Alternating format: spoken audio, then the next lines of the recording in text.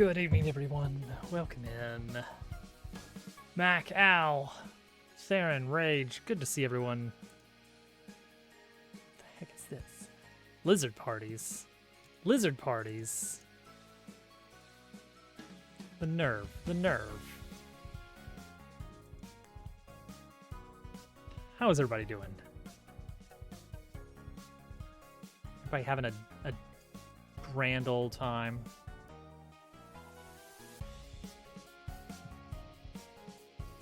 No, lizard, serious. All right. So, I did a little work off stream. Mods, party is lizards.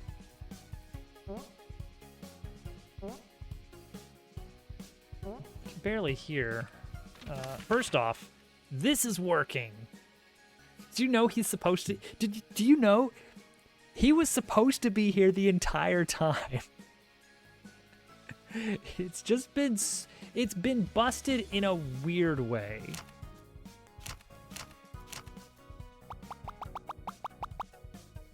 Get a little more volume here. All right, you ready? You ready? Here we go. The full system here.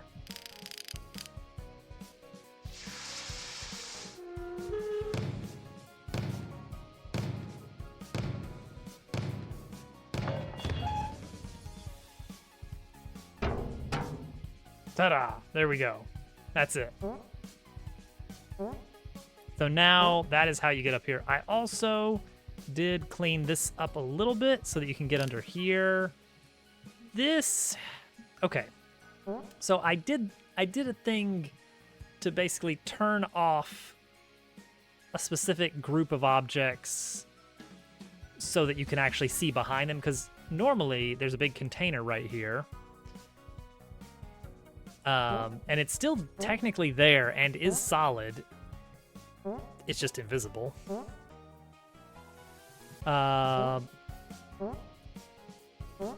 So,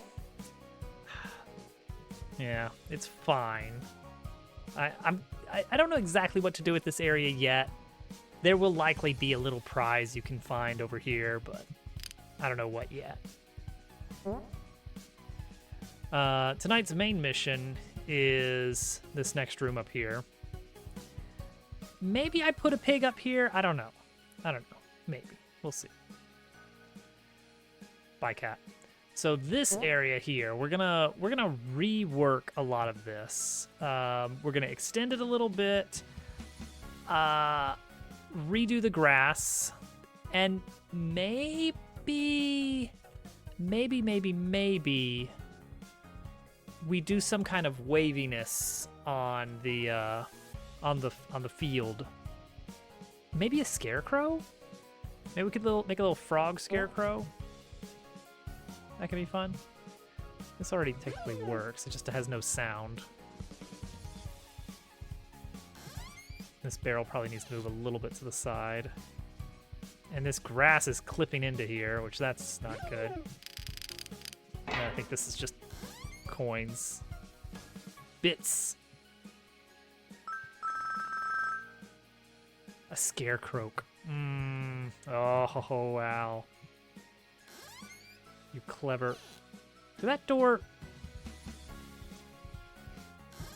invisible from the back for some reason? That's weird of it. Anyway. So that's what's going on.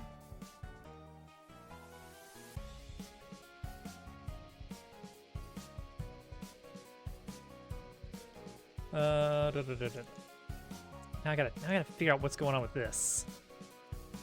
Why the heck is this door?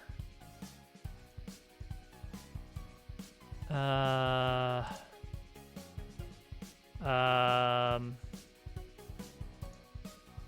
be in the material, I would think. Thank you for the lurk, Rage. I hope it is a wonderful lurk.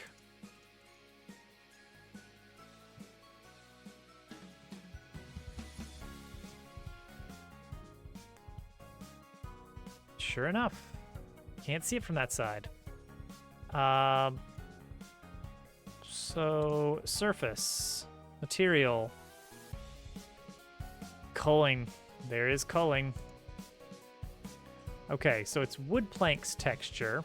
So we can override that pretty easily.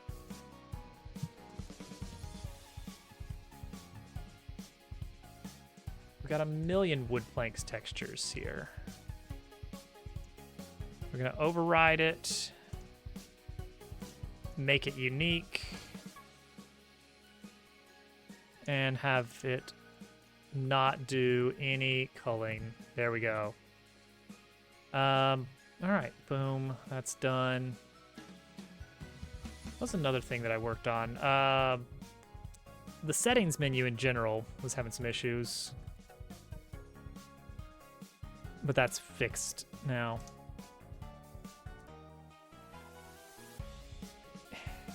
So what if we do some... What if I put some pin pals picture in picture, huh? No, I won't. I wouldn't do that. Hello gamers, welcome back to another epic stream where we are working on a totally awesome video game. Make sure to keep your seatbelts on because we are in for a crazy time. She seemed unsure about that. A crazy time? Crazy time?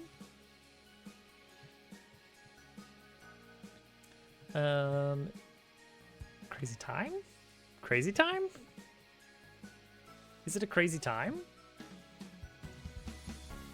All right, this one here. 5, 6, 7, 8, 9, 10. I'm gonna extend it out 10. Meanwhile, this ground. 1, 2, 3, 4, 5. And increase the scale by... Okay. Perfect. Okay, good, good, good.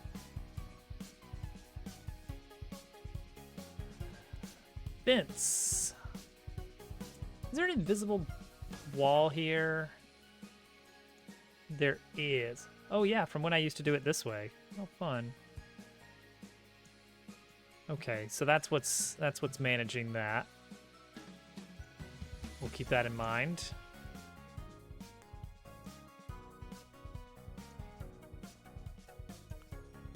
Line that up ever so perfectly.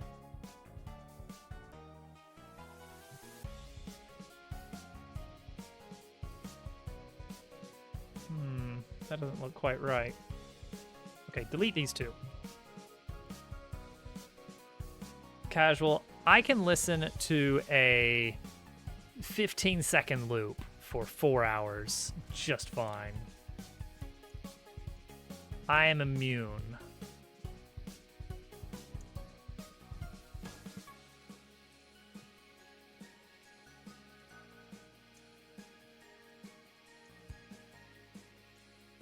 Besides, this is only on for like a 15-second. Great, cool. Very cool. Very cool that that's a thing that's happening.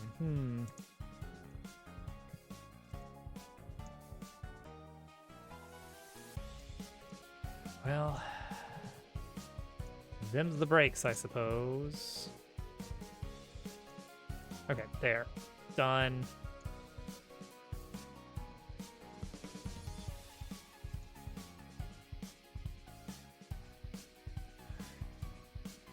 Gonna do a bicycle. The people demand 10 minutes of bicycle for some reason. Great. Cool. Cool.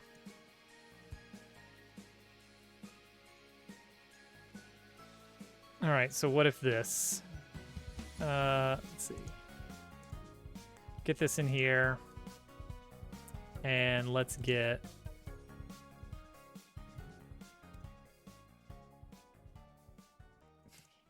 Let's get a little picture-in-picture here.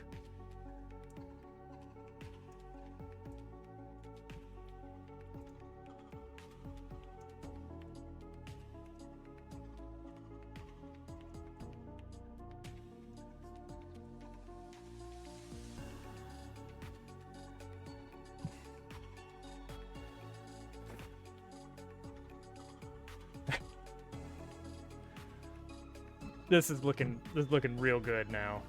This is looking real good. There's a lot going on.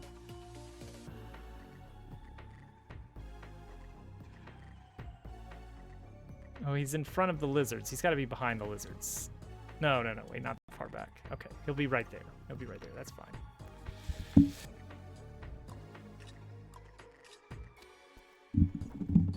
All right. Let the grand bikening commence.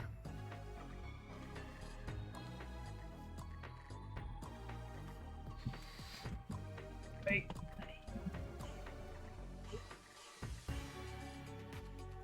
I need some semblance of control.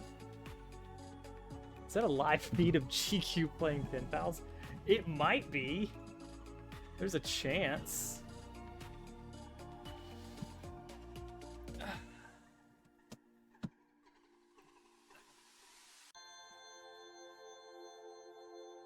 Also, try Pen Pals. Does anyone not have a copy of Pen Pals at this point? I feel like we've saturated the market on Pen Pals.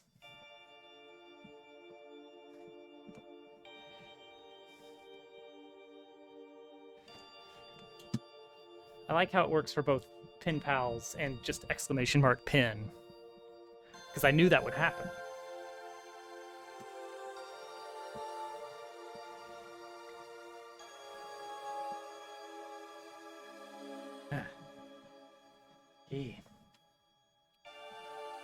Pals does not work, though. The pin is really the important part, as it turns out.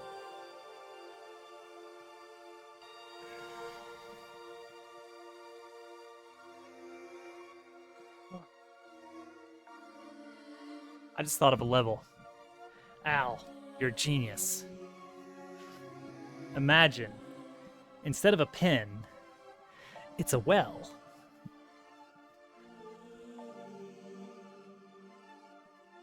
It's a well. It's Animal Well. We found it. And every once in a while, it will pull the bucket up. It will pull a bucket up from the bottom every so often. A bucket that maybe has physics. I don't know. Is that just undercurrents again, but more work?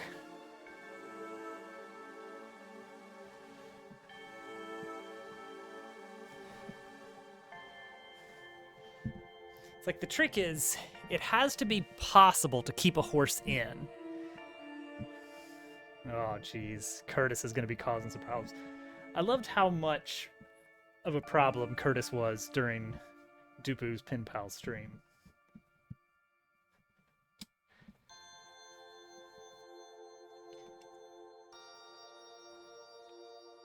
Boy, he's really going for, he's really got it out for Dupu's high score, as it turns out.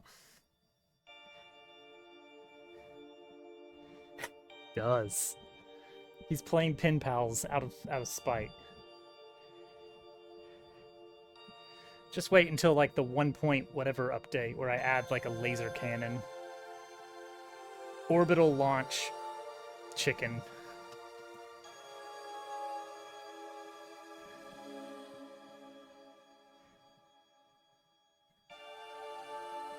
He trapped the mouse. I don't know. That feels like a bad move. It can pull out animals' decreasing scores. I see what you mean. Good. It's about time that Dupu had a normal sleep schedule.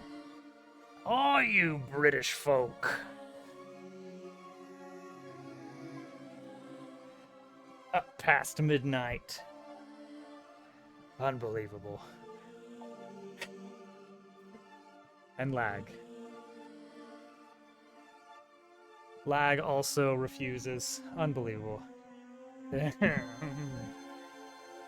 Pixel's not here because I'm not playing Celeste or Mario Maker.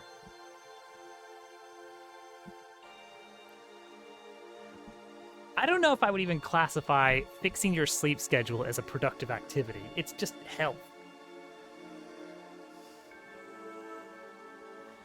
Not legally an entity is an interesting defense. I mean, I would be surprised if anyone could successfully point the finger at, oh, it is a particular bone in my body that is guilty, not the entity that contains it. See, I think that's part of it. It's like regular is good. It sounds like Dupu's goal currently is to align more with the sun, which is admirable. Mostly because it makes interacting with people that are physically near you much more convenient and doable. The sun is overrated. The sun is a deadly laser. It's too powerful. I love the whole the sun is an eldritch entity thing.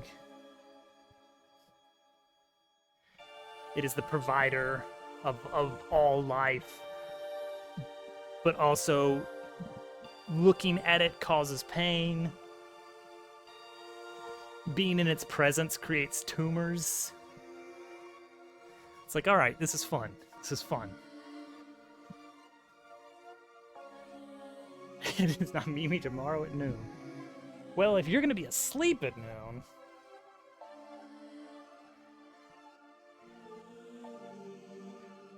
Well, I think what it comes down to is when he's awake in the morning during his time, there's not a lot going on in his circle of the internet. Oh, chicken out.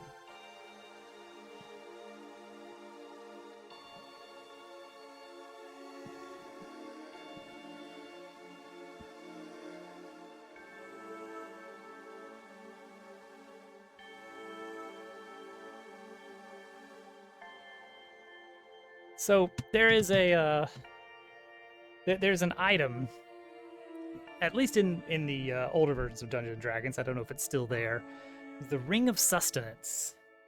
It's kind of a low-level item, because mechanically it doesn't give you a whole lot of benefit. It just means you don't have to eat or sleep. But it turns out when the rest of your party is having to sleep, you just wind up with a bunch of time to do nothing. And so there's a similar thing there of like, okay, if you wake up at England's morning,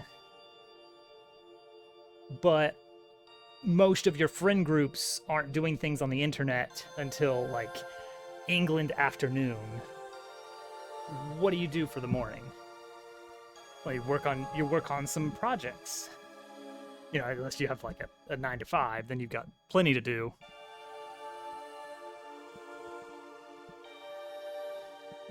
Ah, there you go.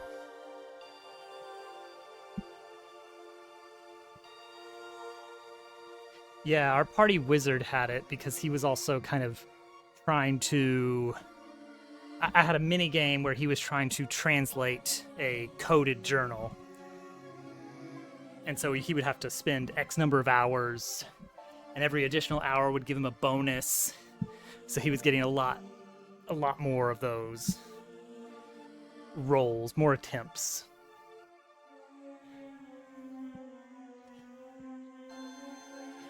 That's true. Now 3.5 was a little bit different. 3.5 I think was, well, wait, was it? I want to say that 3.5 was by hours, but now you got me doubting that. Pathfinder 2E is by days, definitely. And it's underwhelming a little bit. Crafting in tabletop role-playing games is a weird thing. It doesn't feel like there's much to it, and I feel like there could be more to it. Maybe I need to check out what Artificer, construction guy looks like in Pathfinder 2E. Ah, yeah. 30 more seconds. In Pathfinder, basically, you don't really get any benefit by crafting items, except for you save money. Like, maybe at high levels there's something. Even a successful roll, you still have to pay half the value in raw materials. Unless you spend even longer working on it. Then you can get it for effectively free for a whole lot of time. Okay, 10 minutes. But the idea in Pathfinder is that you typically are going to have a significant amount of downtime between adventures. Like, there's a whole section in the rulebook about, like, okay, you're gonna have your combat encounters, you're gonna have your exploration time, and you're gonna have your between adventures time. And it's got rules for each set differently. It's kind of interesting. Yes, somebody has to specialize to make use of it.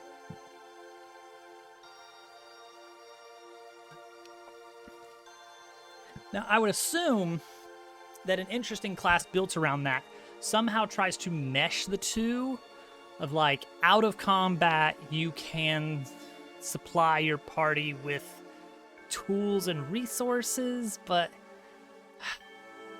then if you're going to have a balanced class in combat, scrap. It almost feels like you would have to build a whole, get rid of that. Not that. I'm still legendary. It feels like you'd have to build a whole system, like build the whole RPG around that as a concept. Yeah. So, Pathfinder has a dedicated alchemist class. Like, it's not like some kind of wizard subclass. They actually separate magic potions from alchemical potions. They're two completely separate things. The alchemist, like, crafts like bombs, basically. Potion of explode. And the items that the alchemist makes, you can buy. The way they do it is you have a certain amount of reagents that you can create per day, and you can spend one to make a pair of this list of items, up to your level. So it's like your level 1 bombs or level 2 bombs are only available when you are that level of class. Or you can hold on to the reagent and get a kind of a wild card during the day of, like, I don't know what I'm going to need, but I'm going to save one of these for a spur of the moment craft. So instead of getting a pair, you only get a single item out of that. But, that's a good balance. And so effectively, you've got a class that is built around making items, but they make them kind of on the fly or at the start of the day, and they expire. So is that just like a different sorcerer? Is that a sorcerer that's built around, like, attack spells that you make a roll to throw it? And is that... It's like... I guess... Flavor is huge in role-playing games. Make a CSG box. Give it the grass texture. Like, you can't make a billion different mechanical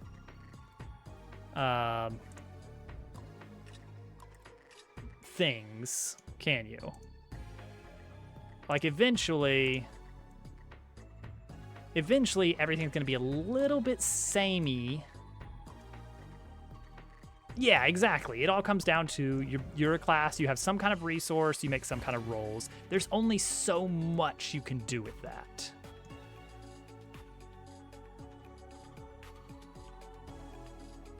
Okay.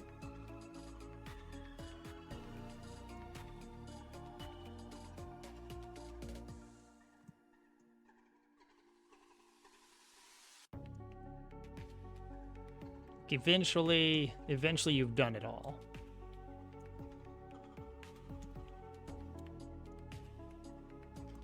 and then it's flavor to save the day. Gosh, my eye is like stinging a little bit. It does this just every once in a while. Add a polygon.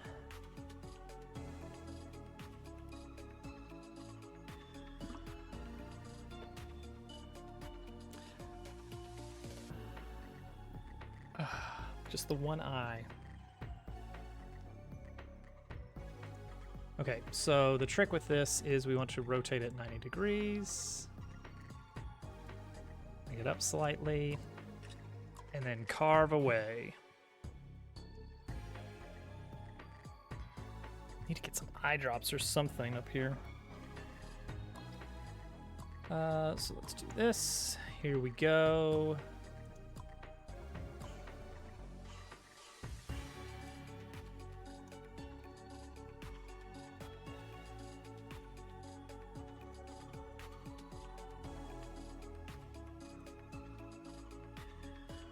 Okay.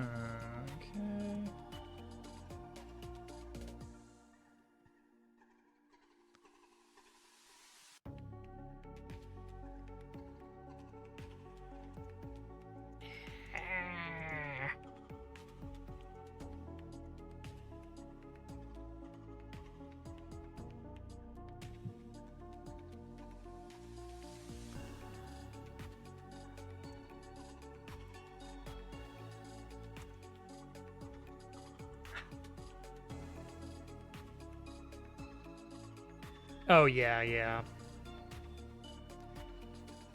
It's tricky. It's tricky to find the right balance.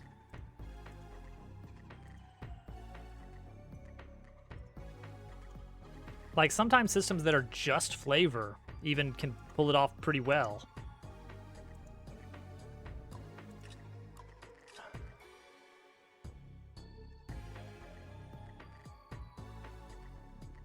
Like, Ironsworn doesn't even have classes, really.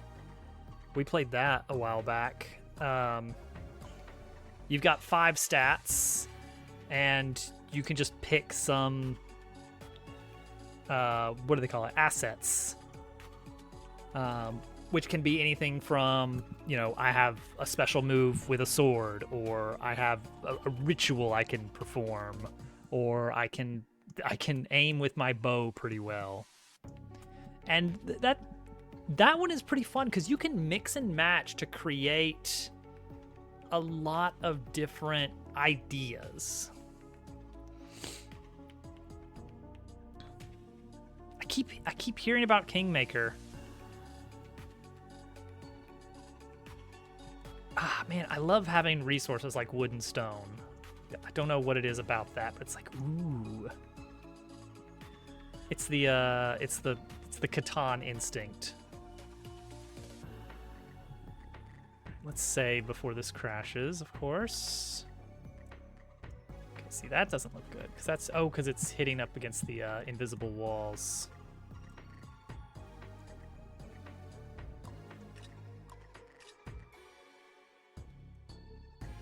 Let's do some single, so we can bunch up a few. Oh, nope, don't want it up there.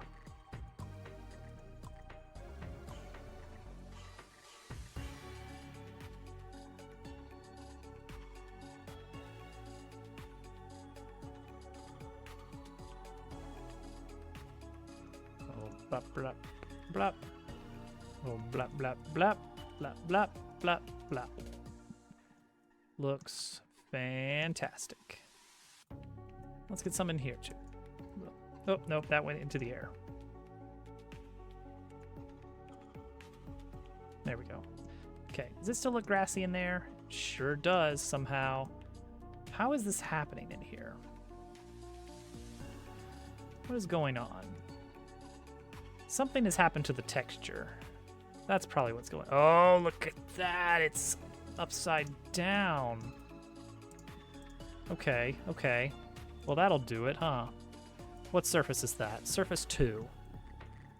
Surface 2 is wood planks.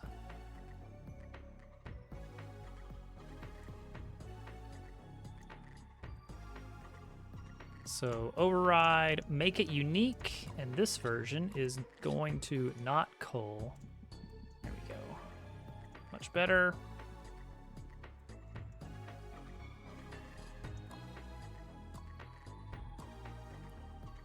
Man. I ran a fun campaign ages ago that had what did we do? We did a seafaring campaign, typical pirate campaign, because you got to have one of those every once in a while. But what was so fun was they were doing island hopping, and I ran a little economy of commodities with a spreadsheet of what the different prices of resources were on different islands. So they could buy some resources on one island, and as a quest reward, I could give them some like insider information as a quest reward from an NPC. Like, oh yeah, they're really struggling for this, so the price is way higher than usual. You didn't hear it from me. And then there were difficulties of like, well, some of this stuff could get lost in transit if events go bad during the travel. So it was fun overall. Would recommend. Kingdom management. So it's a mini game for you. I've always wanted to have like a campaign that eventually, like, I would love to do a sandbox campaign that eventually evolves into the party running their own sort of like keep, because I bet there's some really fun homebrew rules for that, of like, well, we got to defend it against invaders, so we got to figure out budgeting and where are we getting this money. Does that mean we need to schedule in a few tomb raids every once in a while, some grave robbing, some light grave robbing every once in a while? I want to try. Okay. This, and this. I want to scale them up a bit. Which way is which? That's X. That's Y. Okay. I want to have these individually sway a bit. Hey, Willow. Welcome in. How Quest Season 2. That could be a fun, like, between sessions kind of thing.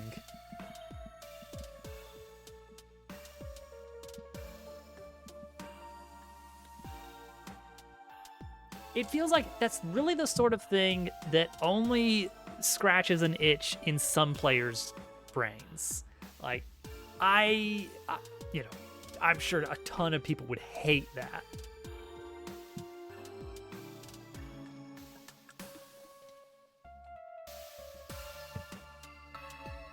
Yeah. Okay. Let's see. Do we have... So what is this? This sways the bottom. I'm going to make a version of this. Why do I have source color on here? Okay, so I want to do shaders.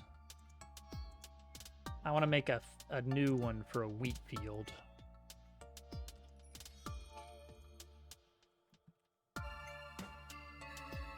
Field sway.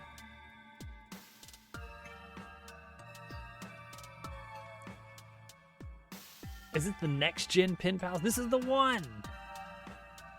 Can you imagine? Everyone loves pen pals. It's true. Actually, so I just recently grabbed some more keys for pen pals for some upcoming events.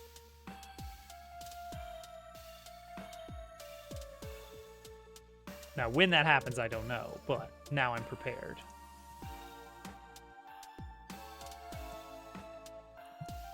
Field sway. Yeah, let it happen off camera more. You make you steer the ship, and they'll handle all the nitty gritty. Pen Pal's so good. Where's Pen Pals 2? I was thinking of making a new Pen Pals level, but the more I think about it, the more it is just a rehashing of Undercurrents, the best level. 2 hours of Klain swinging a hammer. He loves that. He loves it. Okay, let me get a feel, before we build this shader, let me get a feel for the depth of this room. Yeah, this feels okay. I think this is fine. We'll have a little bit of distance here. Make sure these are still solid. Yep. Have a little bit of distance where there's like 1 or 2 pigs that you can kind of juke. But they're going to be different than we're going to make sure we swap out the field actors a little bit. I don't want them all just to be the same pig. Fortnite crossover. Can you imagine? Can you imagine if that ever happened? Right now, some indie creator is accidentally creating a future massive Fortnite crossover.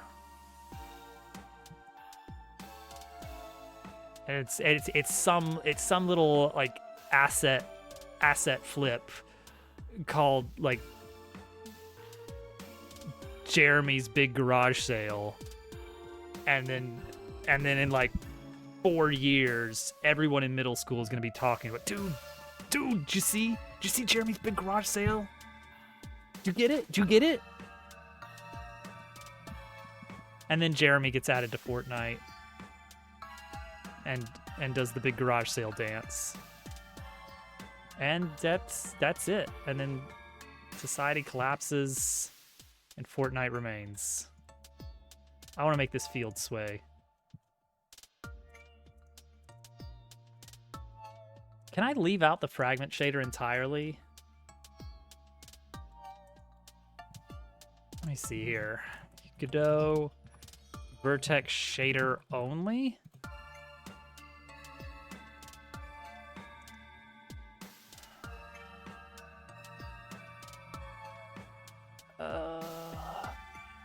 Okay, maybe.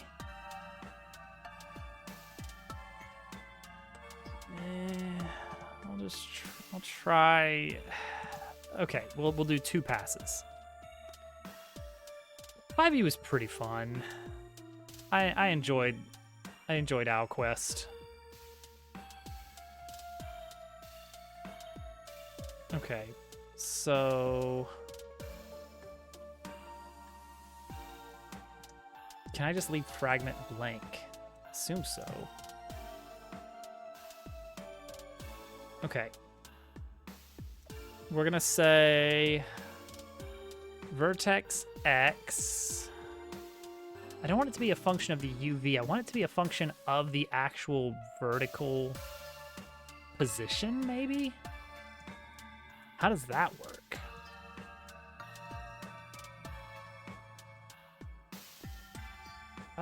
Where's y equals 0?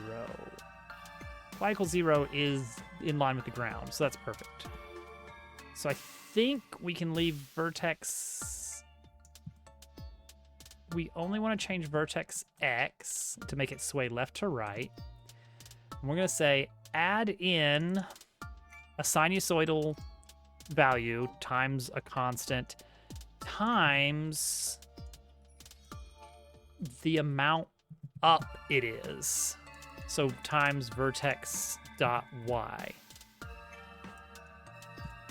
That might be enough.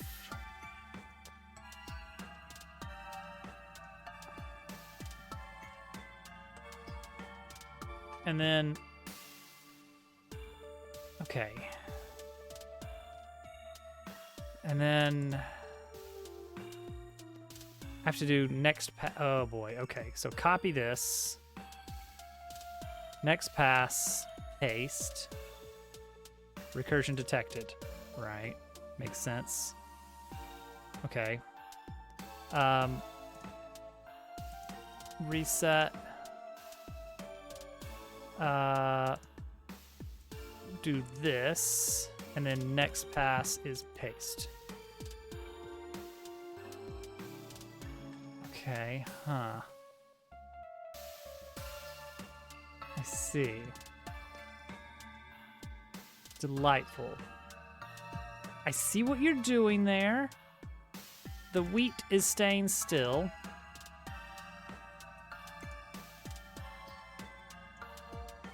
It is swaying. Up and down, though.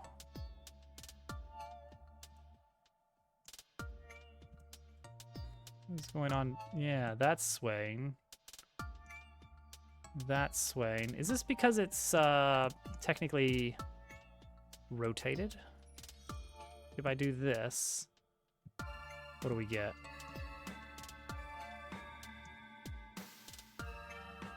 Side to side.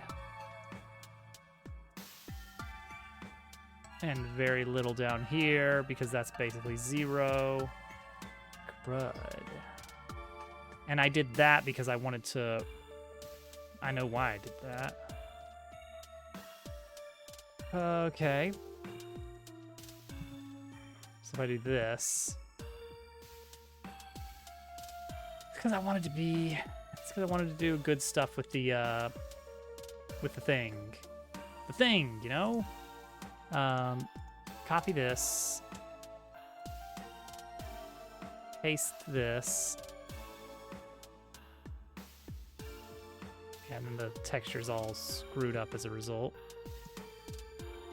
Yeah, look at that wrong texture there. I mean, I get it. I get it. They wanted to do stuff.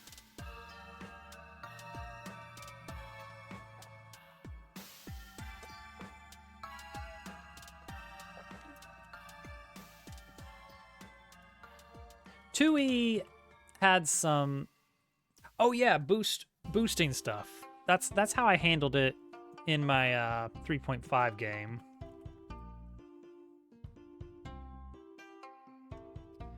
Okay. So if we want to keep it this way, which I kind of do, I think. Well then, first of all, do this. So we can actually see what's happening here.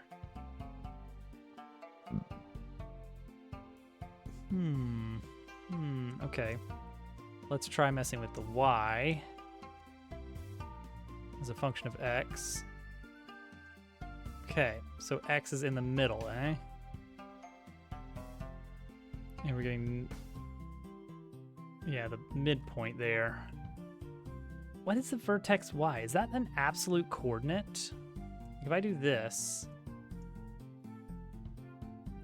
or I guess a locally transformed coordinate, it looks to be the case. If I do this and bring it up, it still does the same thing.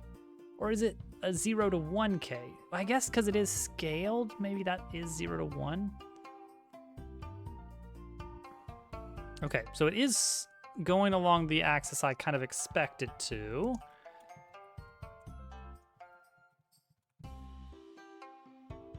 Wrong way. There we go. Yep, great.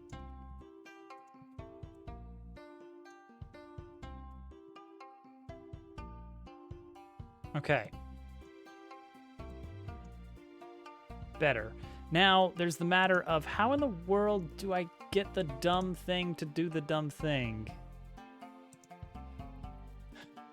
I want to only displace the vertex, but then also apply the mesh, or the texture.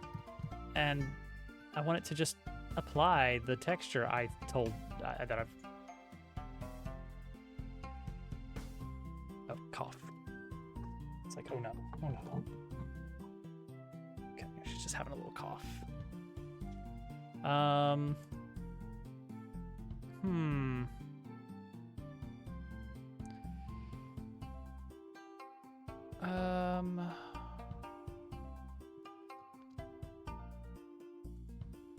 Someone please explain how Vertex built in, how to apply. Oh, okay. I might need to go check on her. I'll be right back. We'll run some clips. Yeah, I gotta show off my Curbska impression because I've been working on it, and I think I've got it down now. You know, practicing in the mirror. It takes a bit, but I think I finally have captured. I think I've finally captured Curb's true essence. All right, here we go.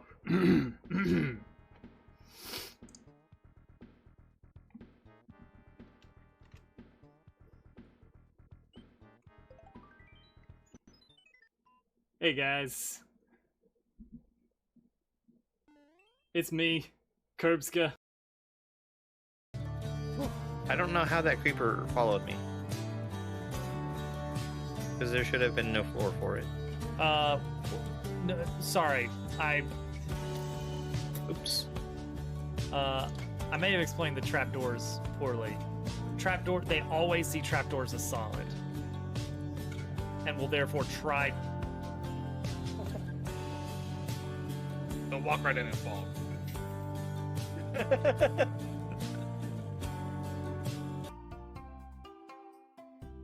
We are back for real now. Back for more amazing learning how to do shader.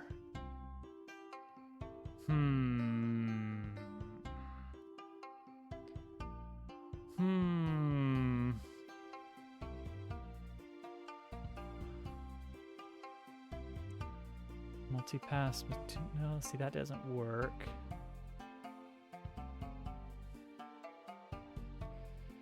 Let's see here. Okay. Make a normal built-in material, convert it to a shader material in the resources dropdown. Okay, so we've got that, I think. So convert it to a shader material. Done. Is that literally it? Is that going to work now?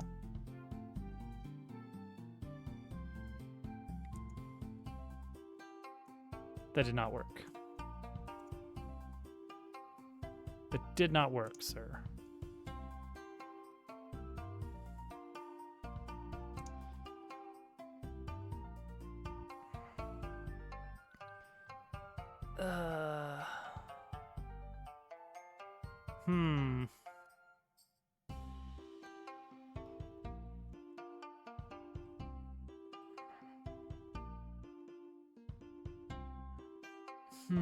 Make a normal built-in shader, convert it to a shader material in the resources drop-down menu, then edit the vertex. Okay, wait, I missed that part. Then edit the vertex function. Ah! I see. So I would take this. This is a little silly, it seems. But that does work. Okay. Where did that get saved?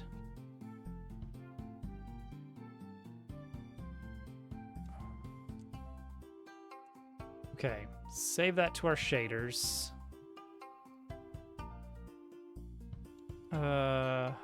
Field sway. Field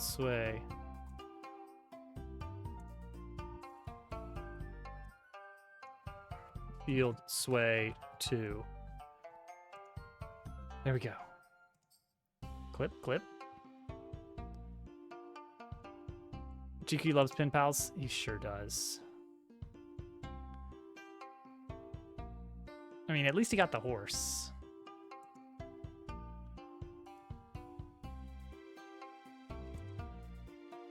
Okay. So let's actually take this and save it as a scene. so we can edit it in bulk a little bit easier. Wheat field section.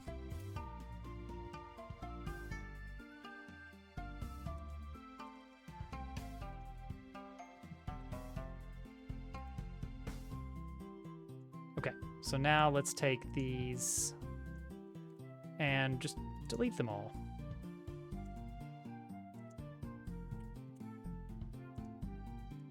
Now these instead.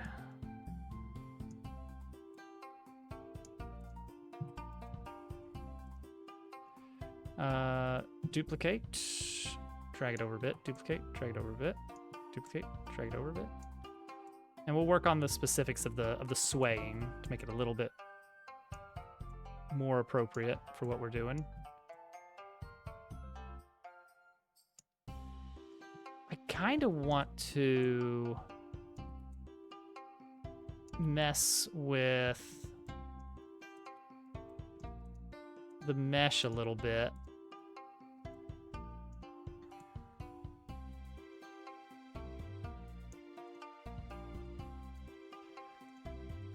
Oh, see, is there a way to get the global coordinate?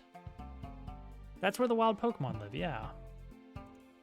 Godot vertex global position, world position. World position, is that doable? Can we do that?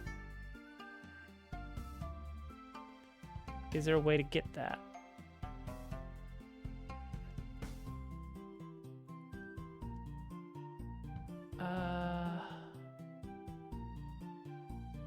You can use the vert world coordinates flag. Okay, what is that? That's great. That sounds great, but what is it? Ah, render mode. Okay. So you add it to the render mode. Okay. Oh wait, gotta have a semicolon, right? Okay.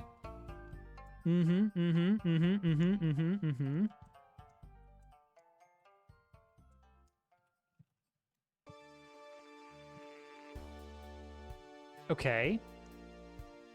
That's pretty good right there. Offset this time by vertex X.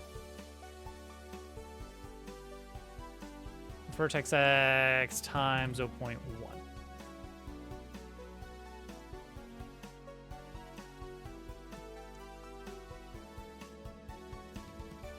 Minus vertex 2.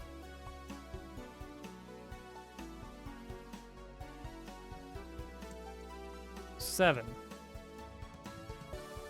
No, it should be really small, I think.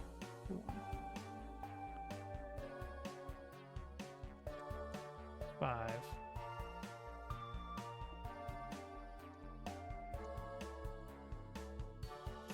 Okay. Still looks like it's kind of all going together.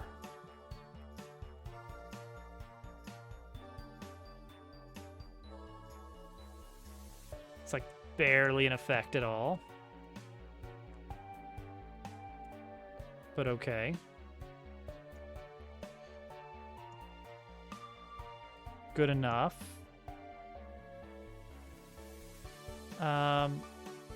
Now, can I distort it from the Y or the Z depth as well?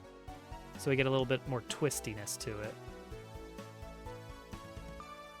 Yeah, that looks pretty good. How does that look in game? Uh-oh. Didn't bode well for GQ. Is that visible? What's going on there? What am I seeing here? If you stand still, it's visible.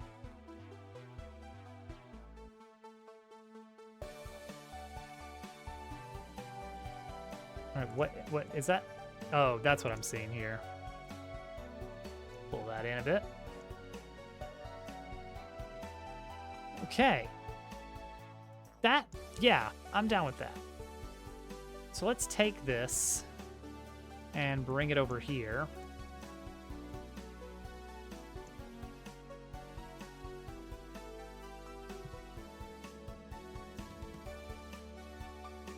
Oh. Okay, we're good. Okay, duplicate. Get it, line it up right where we want it. Then get rid of this. And duplicate again. Do this.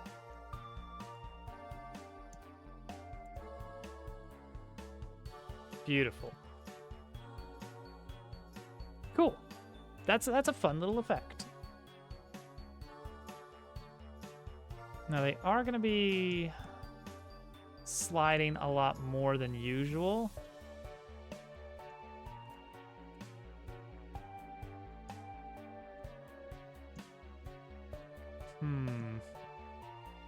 Because of the parent node. Okay. I can do an offset. I can do an offset in the shader. Elevate for 8. I get it. Oh my gosh.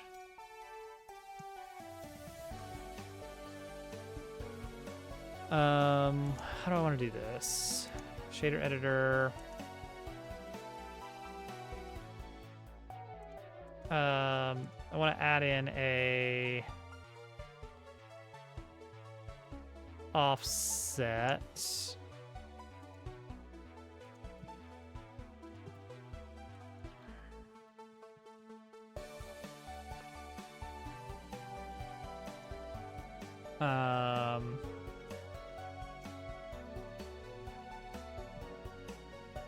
By default 0.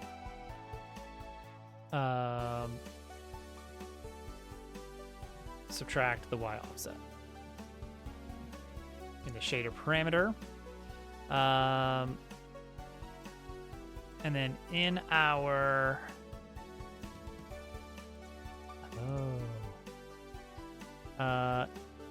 in our surface material override, we can make unique and tell it treat this as being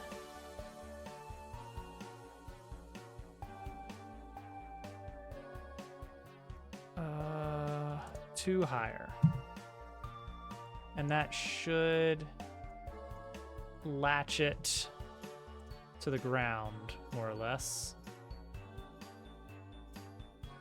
What is the height of this? What is the transform here?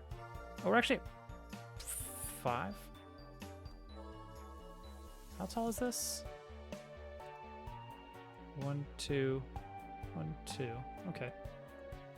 2 should be right then. Okay, delete this. Delete this. Duplicate that one.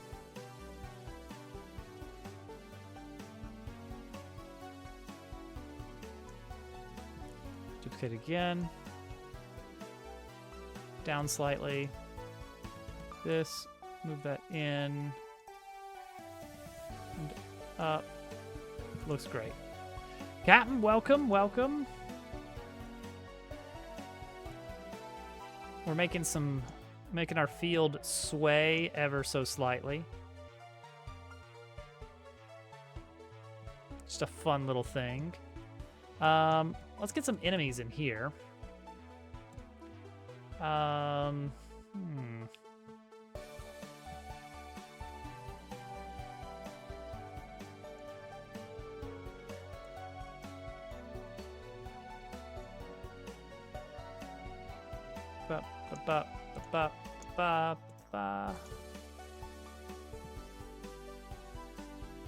Enemies. There he is. There he is, an enemy. I need to be able to see these.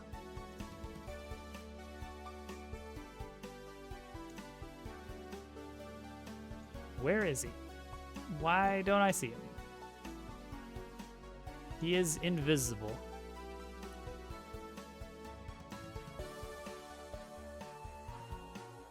Why is he invisible?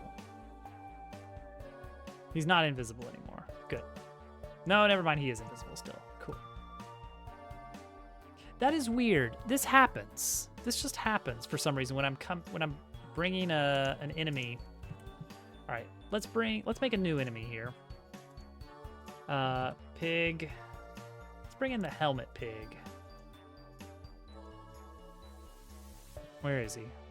Get him over here. Oh, he has a construction helmet. I never even... That works perfectly for the construction zone, doesn't it?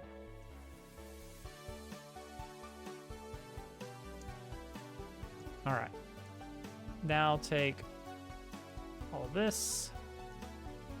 Move it there.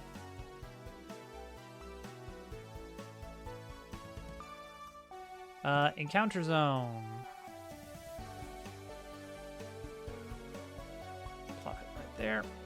All right, patrol cycle. Here we go. So we have the chase area, the area where he will actually give chase. We're not gonna let it get out of hand here. Also, it literally can't go that way into the fence.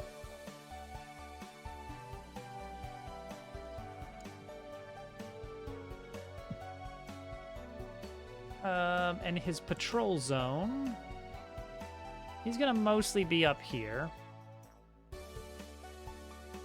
Need to be careful that he doesn't overlap the, doesn't try to pick a spot out of bounds. All right, there we go. And then we're gonna make a second one. I want the second one to be Balloon Pig. Balloon Pig has not gotten to hang out around places at all.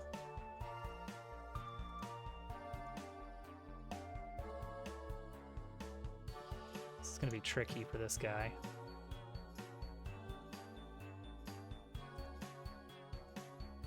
Okay, so his chase area is going to be over here. So there's going to be a slight overlap between the two, and that's okay. Thank you for that, Lurk. Okay, his patrol gun is going to be kind of down here a little bit. So they're kind of designed to get in your way a little bit. All right, so now we can hide the patrol zone.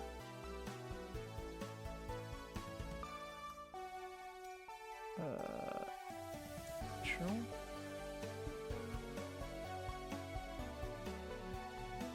Okay, does that work? I don't know. I don't know if that's ever going to come up, really.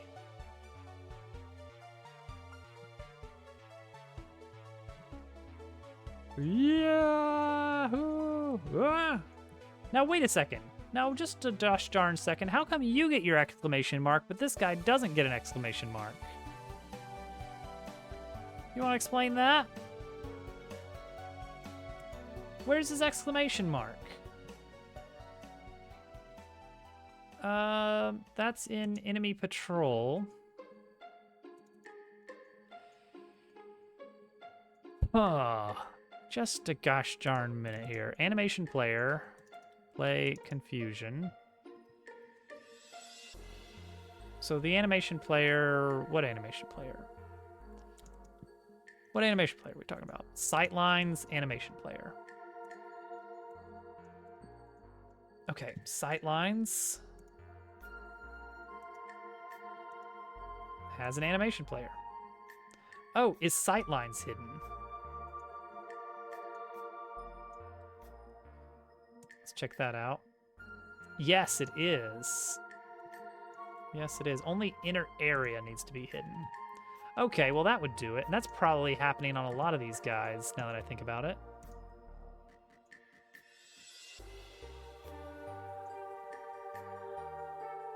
Yep, sight lines instead of inner area.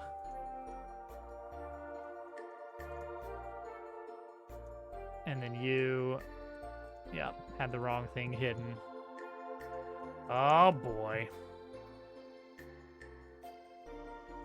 Check your normals. Always check your normals. That's what they tell you.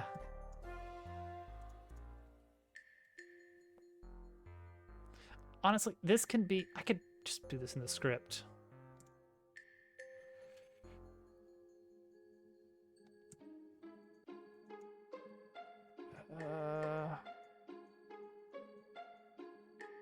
One, two, three. 1, 2, 3.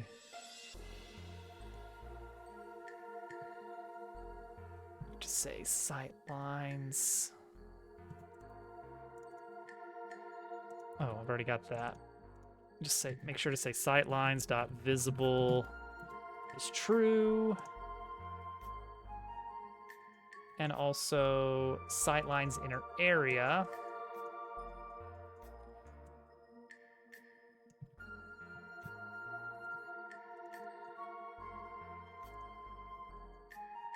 Visible equals false. There we go.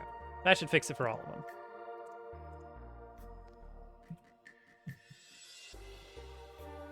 Dampen the Y's. Okay, good. Now we got our little... Hey, notice me. Oh, there we go. We got our exclamation marks. Ah. He doesn't have a default combat thingy, does he? How does that work? Also, give me my health back. I want my health again. You want to damp the Y's, huh? I guess that makes sense.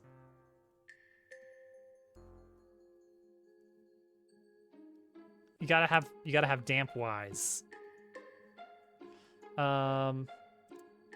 Okay, combat. Encounter zone.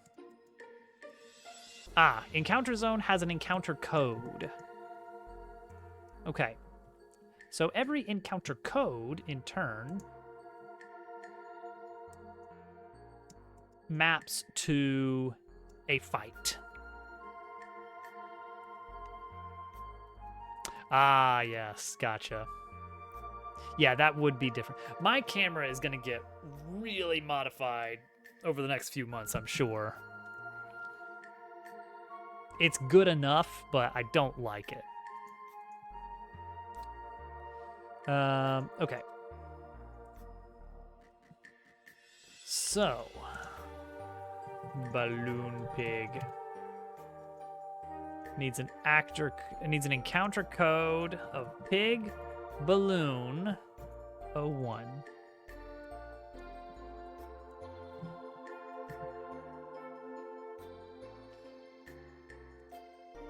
Let's look up our enemy directory and get, what are we gonna face off against here? Pair of Pig Balloons. Why not? And then we're gonna have one for Pig Helmet.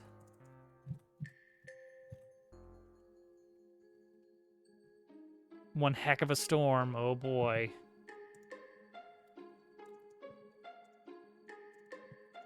There we go. Pig Helmet. So we got Balloon Pig and Helmet Pig.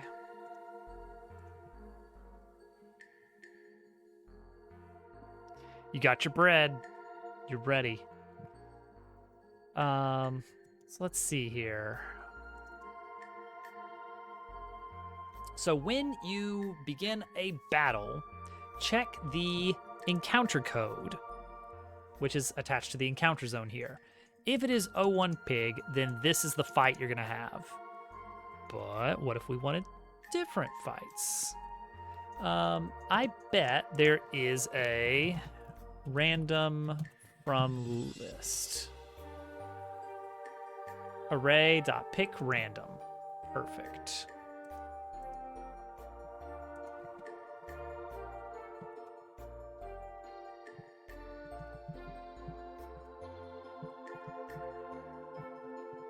Just like this. So check this out. Now we can say, oh, you might get a fight against 2 pigs. Maybe you'll get a fight against 3 pigs.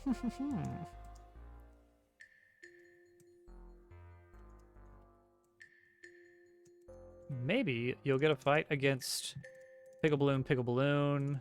Maybe it'll be Pig, and Piggle-Balloon. Why not 5 pigs? Exactly.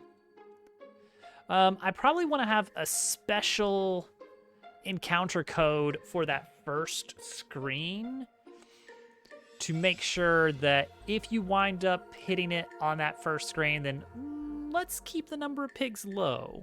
Make it 6. Can I even support 6 enemies? I think the 6th enemy would have a problem figuring out where to sit. Oh, actually, maybe enemies can just keep adding indefinitely. It just like keeps stretching the area. Eventually, it gets a little, I'm sure it would get a little weird. Oh boy. He needs to wedge a Curtis next to that pig. Okay.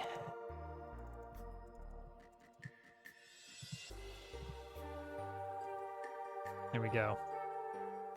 Can the 10th enemy have the bomb? Can enemies occupy the same space vertically? Technically, yes. That is allowed. It treats it as though they are, all in a line, basically. The thing that actually measures, like, oh, does this ground-based attack hit you? It's based on a flag that has to be manually set by the enemy type. So it's like, making a pig float in the air wouldn't really do anything unless I tell it, oh, and by the way, this is a flying enemy.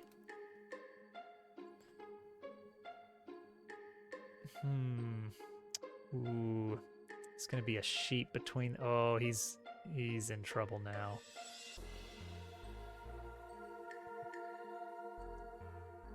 I guess as long as I keep the regular pig fight as... Well, 3 pigs seems like that would be too much for the first fight. Maybe it'd be okay. Maybe it'll be okay. And when you fight a pig balloon, you're always going to get some balloons, but you might also get some regular pigs. So in all these cases, you're going to get 2 to 3 enemies.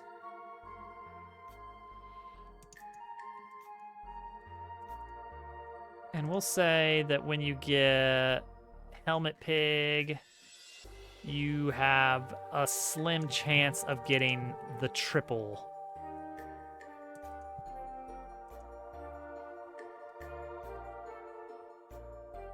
Or maybe balloon in the front is a possibility. See, this one's a tough one because Cat can't hit the balloon ones at all. So maybe say there's a chance of it like this. Okay.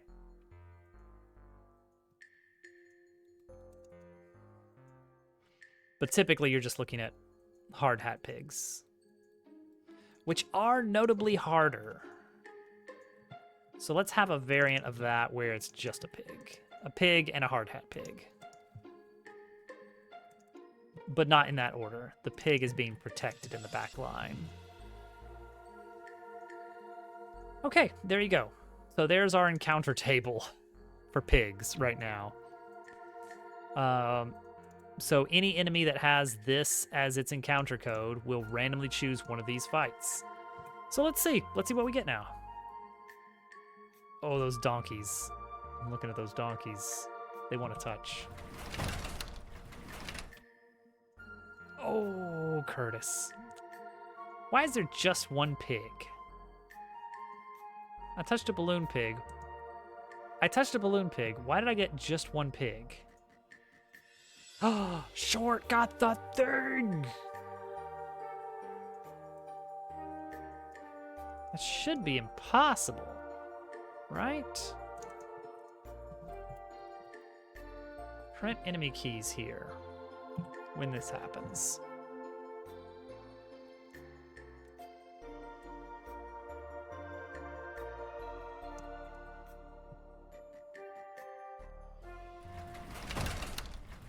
Oh, it didn't happen at all.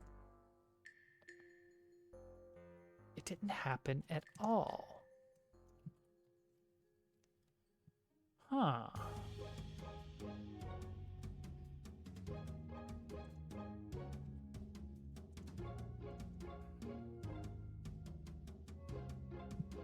Huh. How are we skipping that step? There we go. Okay, it's hitting that. Okay, print encounter details, I guess.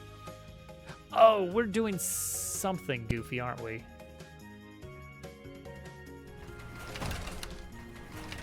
No, that's null. That is, in fact, null. Oh, okay. It's landing there. So our encounter code must not be getting set correctly.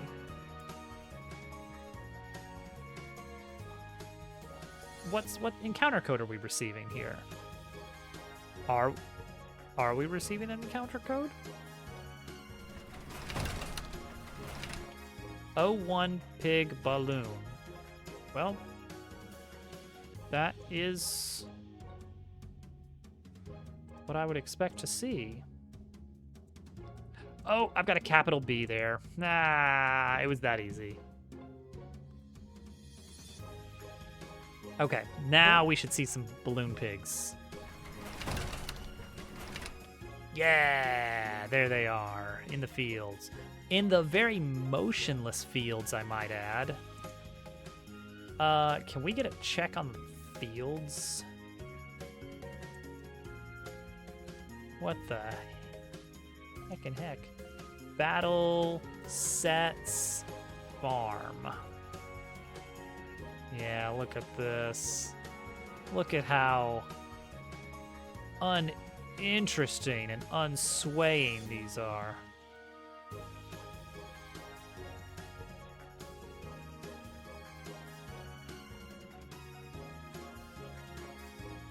All right, so we want to add in 01C Wheatfield section. And we're gonna see what it do. It is gonna sway a little bit weirdly, and that's all right.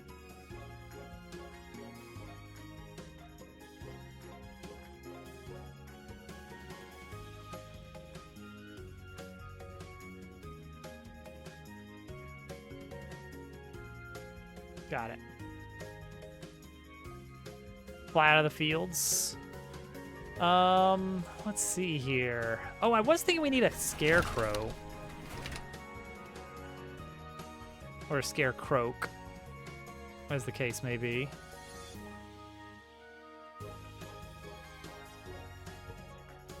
That is some swaying right there. Whew.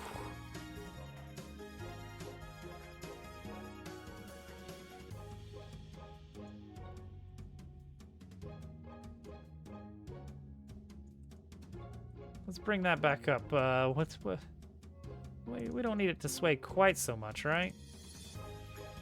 I mean, I can definitely see why it's happening.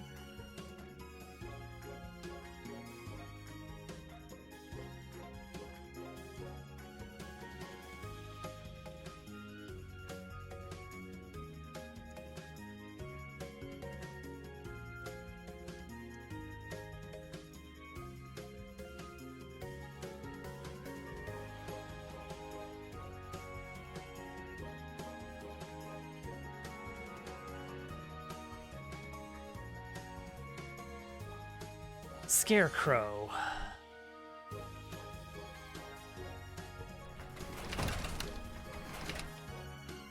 Let's see, that doesn't look great. Let's mess with that a bit.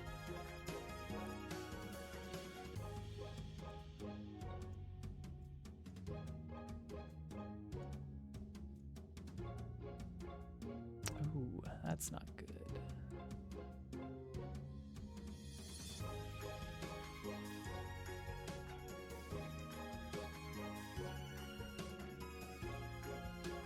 Okay, and then the windmill. Just pop that up. And then the backdrop.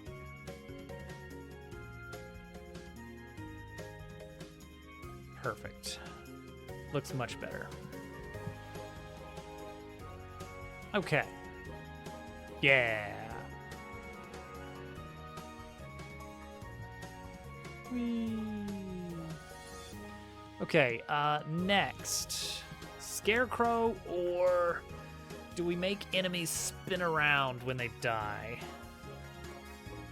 Because that's something we still haven't done, is when you come out of a fight, the enemy is just gone. No coins or anything. He's just not there anymore. What we need to do is change him to the hurt animation, have him spin around, and then poof into coins. So we do need a poof.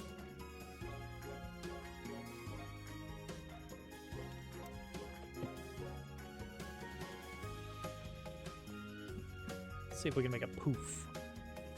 They don't even fall over. They fall over in combat, but when you exit back to the field, they're just deleted. They're not there anymore.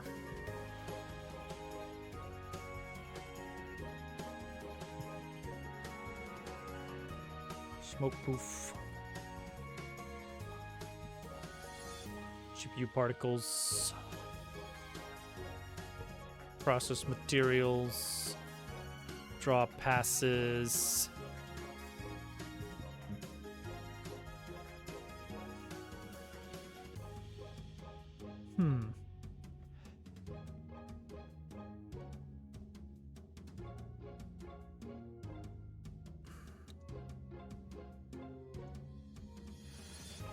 Quad.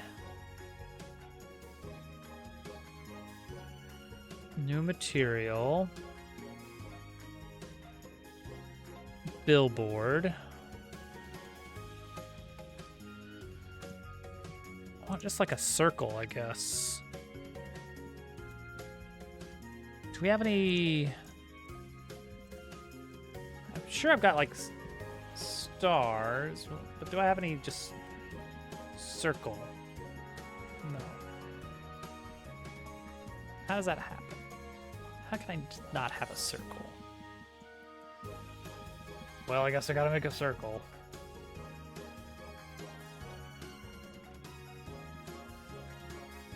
Getting Photoshop. Doesn't need to be big either.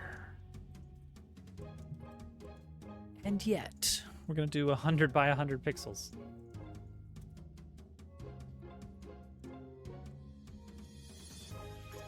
Delete background layer. Big circle.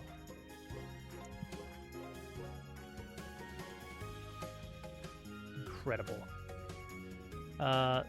Well, save that to our art folder, that's for sure.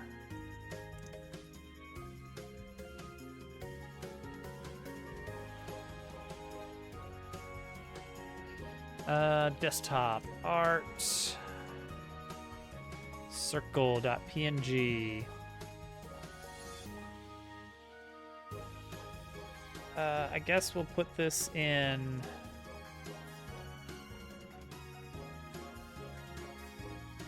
We'll just make a folder for basic geometry. Just a white circle.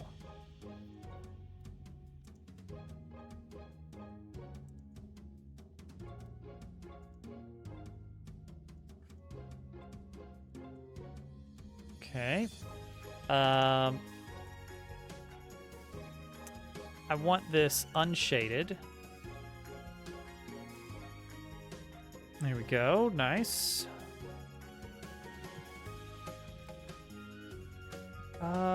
We're gonna do 2 passes, I think.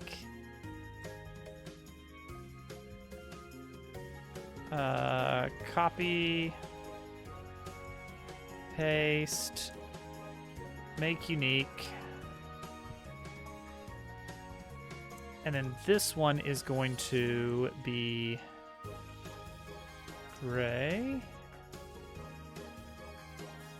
I thought pass 2 would happen. Oh, make unique. You sure? Oh, material also needs to be unique. That's why. Speedo white. Make this gray one slightly bigger.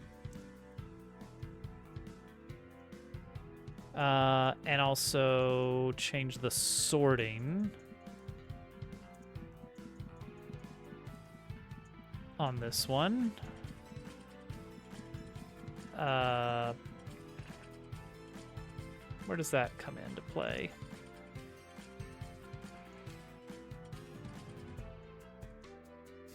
Render priority. There we go. It's a little... Well,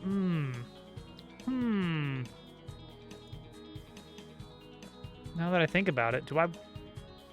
Crud. I don't know what I want.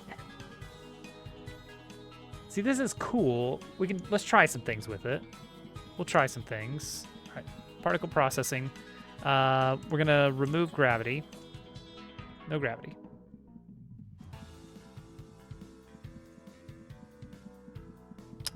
I didn't get that. Yeah, 1.1 in both dimensions. There we go. Make it a little bit darker.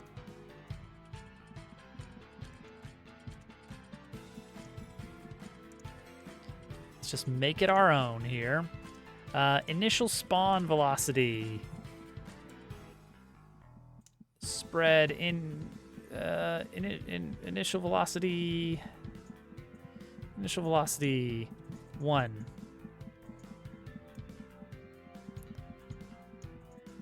It's like it's kind of cool. Okay, let's work on it. Display scale curve.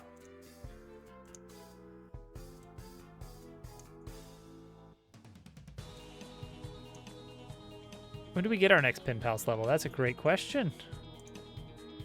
Having a clue.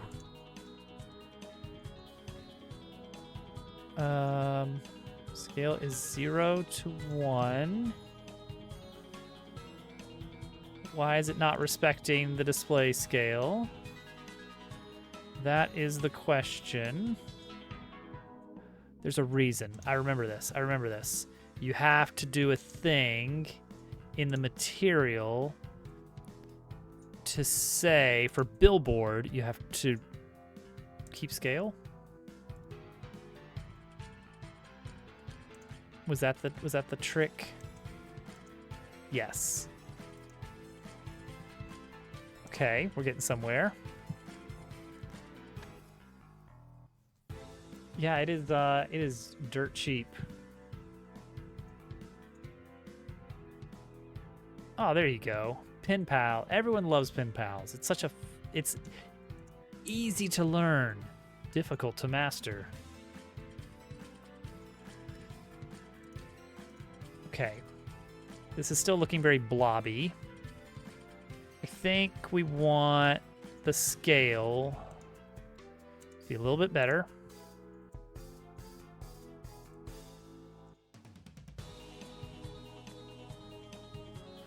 Okay, good, but let's have like 100 of these. That's a good poof. That's a much better poof right there, if you ask me. It's even actually 3D in a weird way. That's kind of cool, honestly.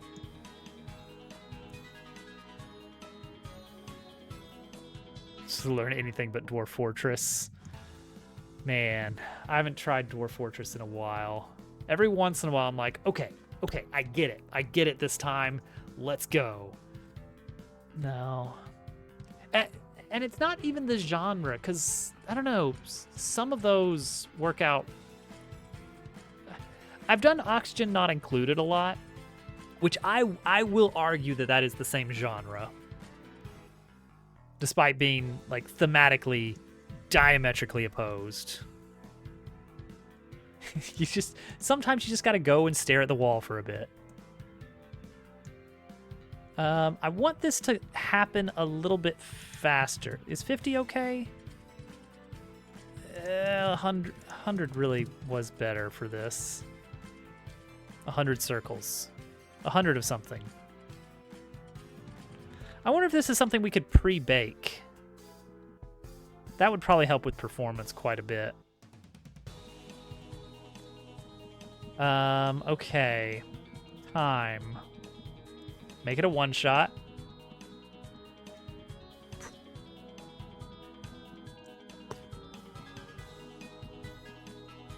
Pretty good. Yeah, that's what I was thinking. Like, just make that like an animated sprite sheet. Because it's so simple, there's no point. Well, okay, hang on. There is a point, but it's moot. The only reason to keep it as a particle effect is because that's easier to edit for now. Once I'm satisfied with it and I'm like, yep, that's it, that's the final version, then there's never a reason to change it.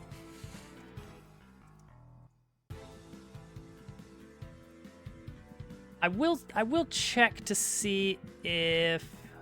Oh, where is this gonna go? Entities...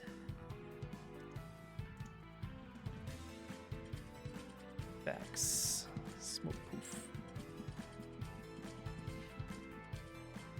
Yeah, that's true. That's true. But I bet you could just make a few copies. And gosh, the performance would be so nice. The performance gain would be great. Okay, that's it. So as soon as we create this, it'll do this at whatever location we want. Because it's set to... Ooh, it's not set to...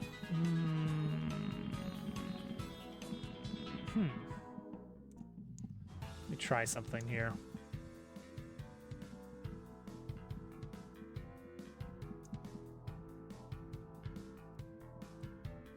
Like, this isn't just gonna start, is it? How much performance? I mean, granted, it is just 100 circles. Okay, we do need to actually set it to go. I wonder if there's a way... Like, one shot is good and all, but is there a way to tell it to... Like, if I do this, then it is emitting, but it turns it back off when it's done. I wonder if there is a way... I could just throw a script on here. How do you know how much it costs to run it? Will, that is a great question. And it's tricky. It depends on so many things. I hate how floaty the calculation is sometimes, but basically it comes down to you just try it a lot and see if it makes the game run slow. That's the very simplified version. You can do some benchmarking stuff, but there's so many different things that can throw off your measurement that it can be really difficult to work to really get some solid information. Yes. I think what it's going to come down to is if I notice, gosh, the game kind of stalls for a bit whenever I kill like 100 enemies at once. Is it one of those algebra equations? No, but it should be. That would make it much simpler. Okay, let's put a script on this. And let's call it auto run particle one shot.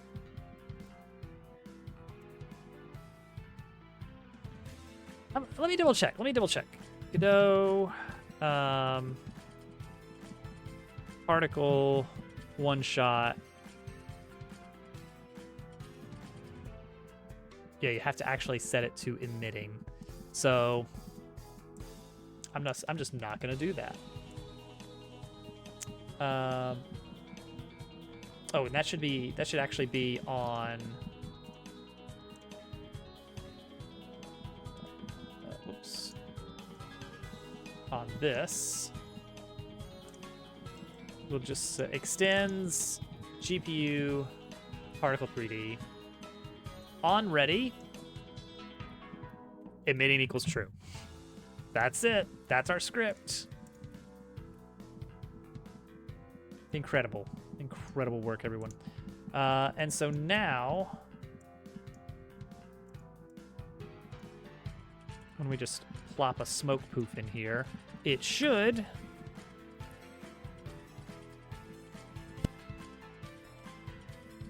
Oop, it was over there.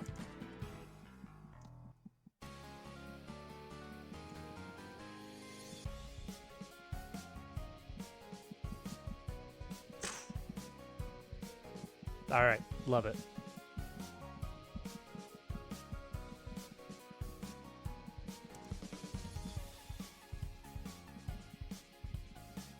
It does intersect the ground, and I'm kind of okay with that, I think.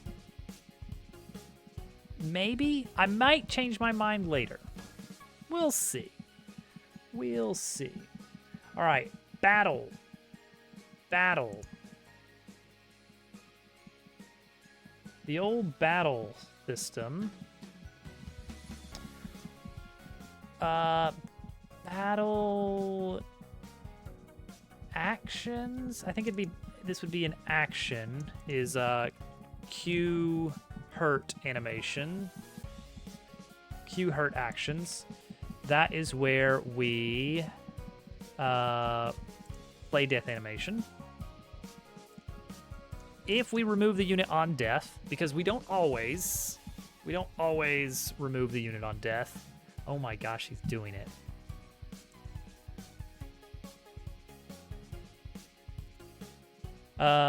We don't always remove the unit on death. Everyone spam play city escape in GQ's chat. My idea is that some entities won't be deleted. Oh, jeez. Raid coming in. Welcome in. Lewis VD, welcome. Hope I'm pronouncing that right. Welcome in, everyone. Fellow dev. Come on in. If you've had a long stream, need to rest, of course, take care of yourself. Either way, happy to have you for a bit. If you'd like, please tell us about what you're working on. I'm always excited to hear about other projects going on Twitch. We're working on a Paper Mario style game, which is coming along nicely. We've been slowly learning the secrets of shaders. It's been a tricky little project. Oh, good. Paper Mario fans. The old Paper Mario, let me be clear. None of this ring spinning, sticker spending kind of stuff. I'm seeing it. He's playing City Escape. Oh yeah. So what we're about to do, we're about to make it so that when an enemy dies, it actually poofs instead of just deletes. So we're gonna make it poof. So removing on dead,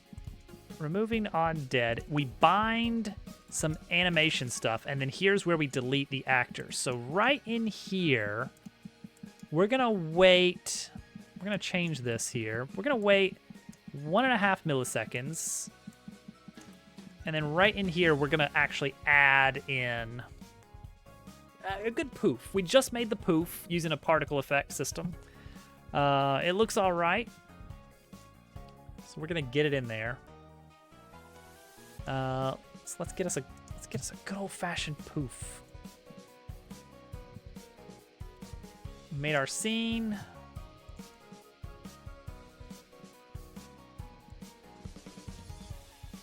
And then right here,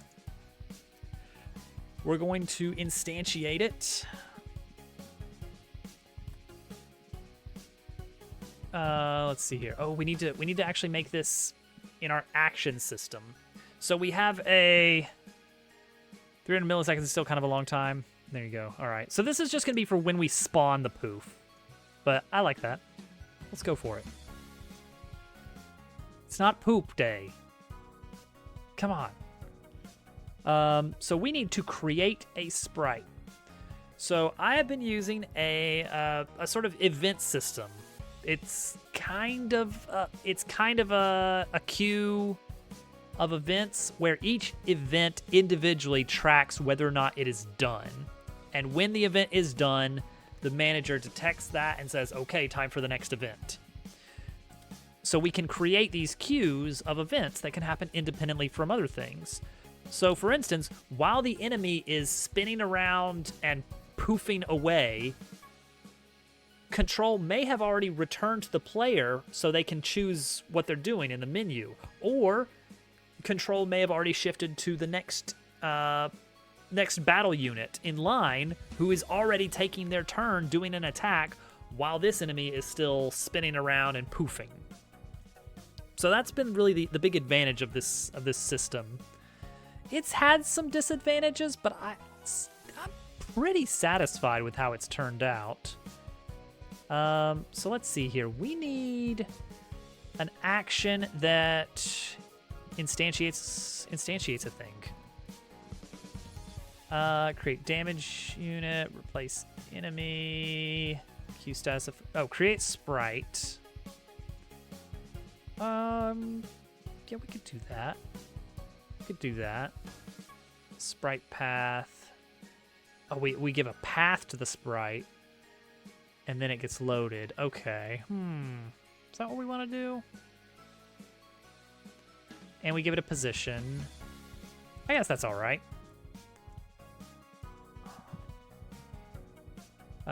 Smoke poof. Scene name.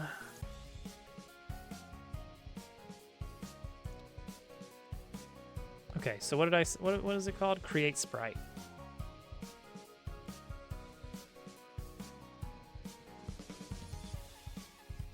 So we're going to do create sprite.bind so we can save it to be called later. We give it the name. We give it the location, which is unit.actor.position. Maybe, well, we should do global position. Maybe we add a little bit of verticality to that. We'll see. And then we don't care about what we do with it. And that will create the poof. So let's get into a fight and see if that already works. How do you know what order to put the code in? Think about, Willow, consider making a to-do list. Is there a specific order, or you can just throw it in there and it works? So typically what you're going to have, the way that most code is going to be divided up is you have a function. And the function is going to say something like, do step 1, do step 2, do step 3, do step 4. And it's going to happen in that sequence. But sometimes you might have a step in your to-do list that says, all right, do step 1, do step 2, do step 3, do everything in to-do list B, and then do step 4, do step 5. And so in that case, you have a whole separate to-do list. And so you'll do step 1, 2, 3, and then you'll go over to this other piece of paper and do those things, and then come back to your main piece of paper. And those two pieces of paper, you can put them, their order does not matter. Because one of them will tell you when it's time to do the other. Yeah. And it gets even more complicated with classes. And at some point we can talk about loops. Let's just throw a baseball. Poof, poof, poof. Okay, that worked. I want the poof a little bit sooner, I think.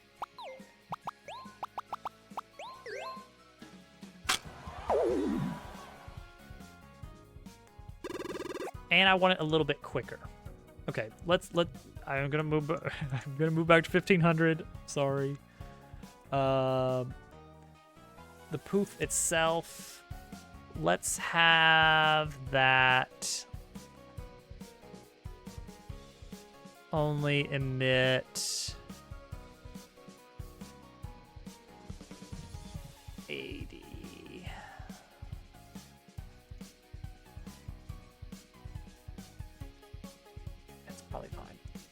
let's try it again.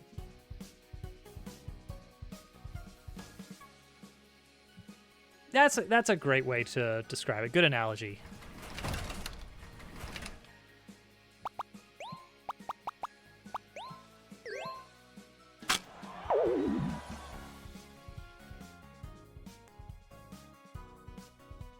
Worked. I do think I want it even faster.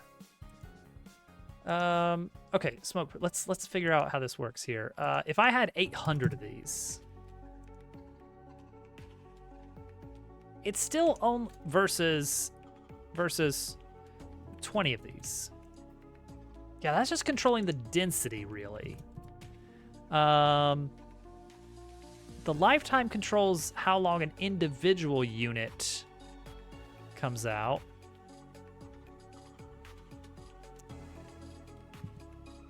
Speed scale, no.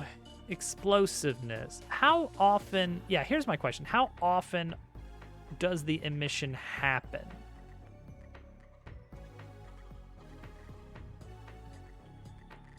Where is that?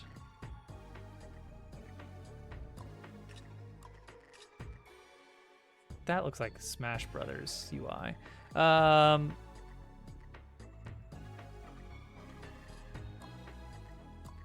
Very, very great point, Lag. That's a great analogy for explaining functions and an important part of development, reusability of code. Let's see. What is... Okay, let's just Godot particle emission frequency.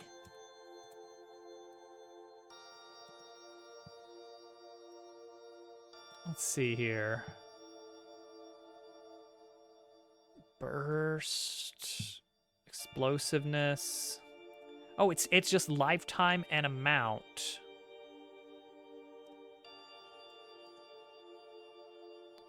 Couldn't we just steal code from another Godot game? Well, sort of. Sort of. A lot of times the code you need is available out there, and people freely share, like, hey, I needed a way to do this, and I wrote this little bit of code. If anybody wants to use it, feel free. That is, in a nutshell, the idea behind open source. But the problem is that nobody has written this specific game that we're making. And so, oh geez, here he is. City escape, city escape, city escape.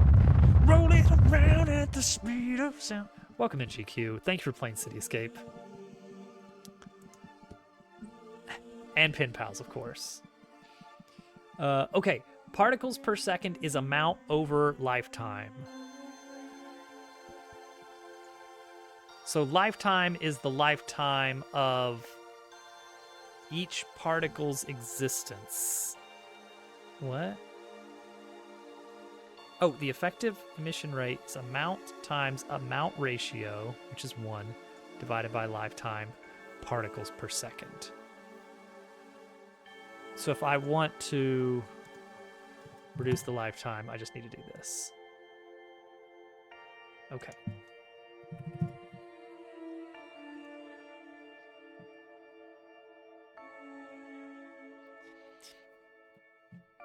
We should play City Escape more often.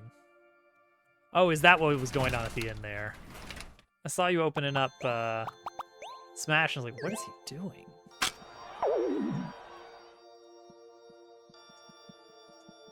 Okay, that works. That works. I want it to be a little bit higher up. Ah, yes, Daisy's Third Eye, a classic. Okay. When we create the smoke poof, let's put it at vector3 dot up times 0.3 sounds about right. Yeah, one thing, like, if I wanted to write a Tetris clone there are so many implementations of Tetris that people have created and put the code up for free use, but then the problem is, well, I never actually got to write Tetris. I just found the code for Tetris. Now, if my goal was to make a slight variant of Tetris, like what if Tetris but weirder shapes, then I could probably find somebody's version of Tetris and edit it to change the shapes a little bit. Like, oh, instead of now it's 5 tiles instead of 4, and various variations of that. But again, I don't feel like I would personally enjoy it. If my goal was to play a game that didn't exist, yeah, the shortest path would be find some configurable program, make the tweaks, and go. You may not even need to do any programming for that. But if my goal is to make something, to actually create something, like as a... this is getting a little bit maybe artsy, but as an actual form of expression. Like, I have an idea and I want to create it. I want to put it into the world for other people to see and enjoy. Then just having someone else do it, and I just say, okay, I grabbed it, I made the necessary changes, it takes away the fun for me. But yes, yeah, doing a ROM hack of Mario, like people that are doing that, they're not setting out to make a new game. They are setting out to make a ROM hack, and that is a perfectly legitimate thing to want to do, and it's fun.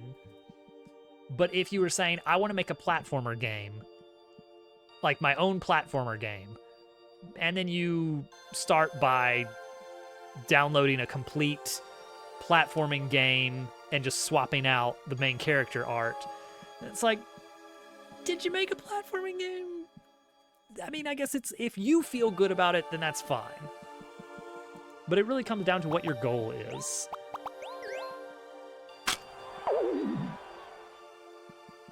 That's much better. That's much better.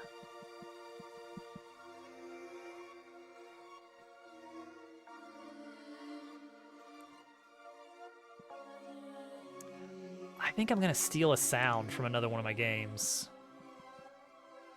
On the topic of stealing or borrowing. No, I get it. I get it. I guess it's different.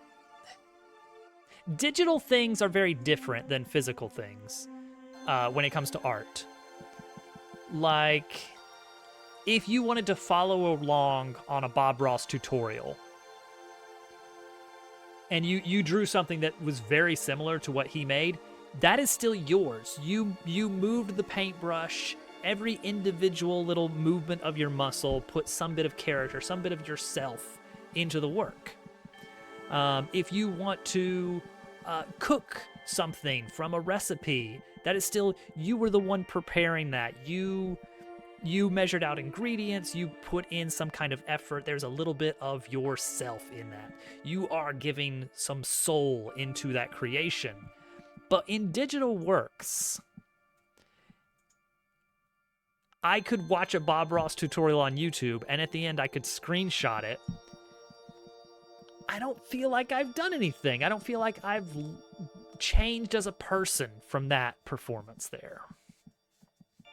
Also, fun thing to do, me and Hovercat did this once. If you're ever looking for just something to do that's a very low budget date idea, pull up a Bob Ross video and then follow along in MS Paint. And have a lot of fun with that. I think that's a very fun thing to do. Okay, I need to pull up my Dabble Worlds folder.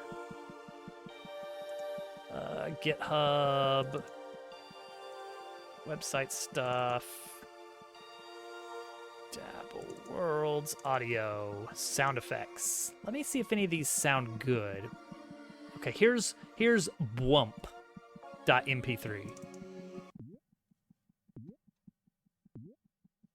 No. Here's wow. No, here's bop. You guys probably can't even hear this. Oh, Pomp. This is the one.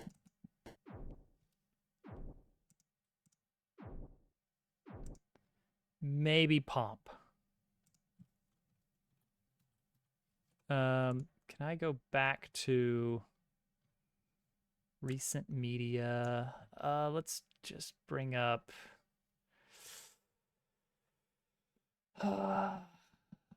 Battle with intro. Let's do it one time through. It's a very crunchy Pomp. I like the Pomp. We can always swap it out later. Or maybe I could make something new in Beatbox. You can do some fun little sound effects in Beatbox. Okay, not that. I'm gonna go. Okay, so that'd be like a tom drum or something. A melodic drum. I know there's a melodic drum that you can get on here. Maybe it's under the percussion tracks. That would make sense. Melodic drum.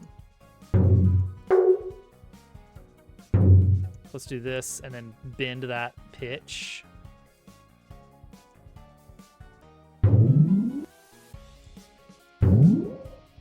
Okay, so this is for the Pomp.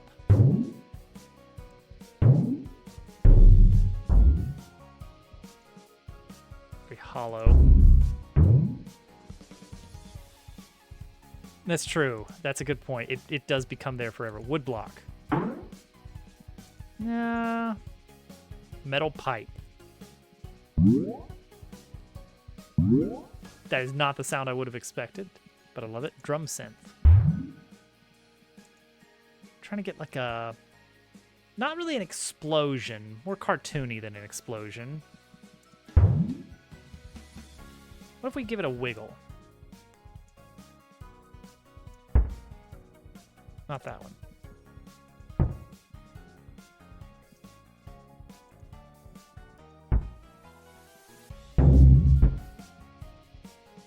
Happening so quickly. Oh, the pitch is dropped. Or the volume.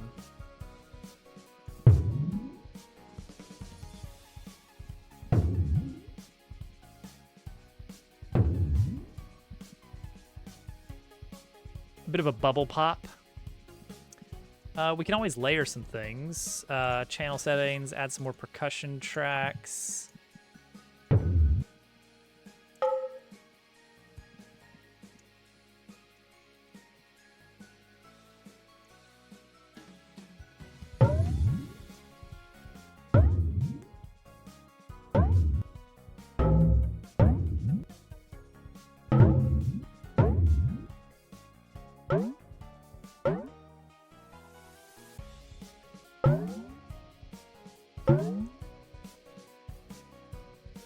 Kind of want that, but also like a downward.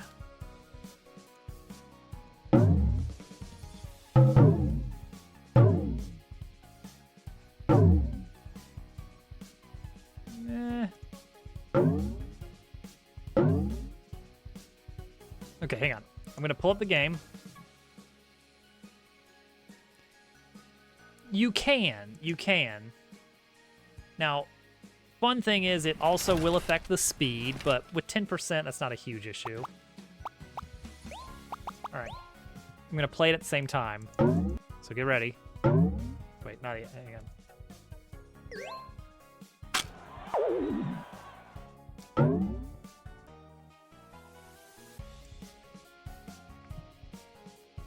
I think I want more like a, like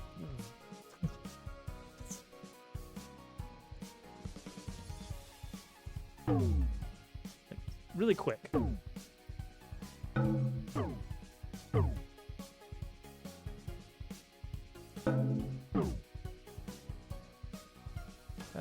Let's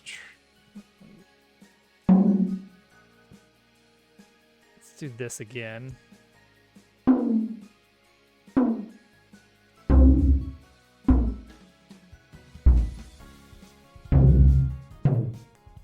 We get lower.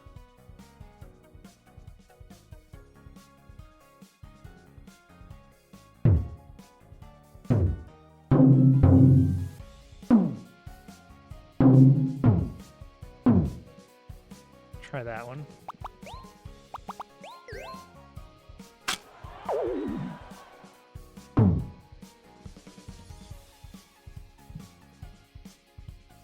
Maybe. Oh. Oh! There's no selectable units. If selectable units... Selectable units. There's no selectable units. Wait, there are selectable units. How can there be a selectable unit?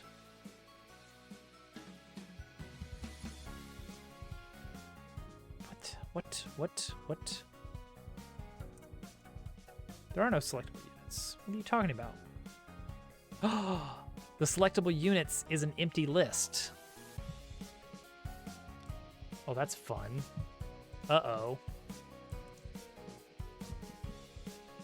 Selectable units is an empty list.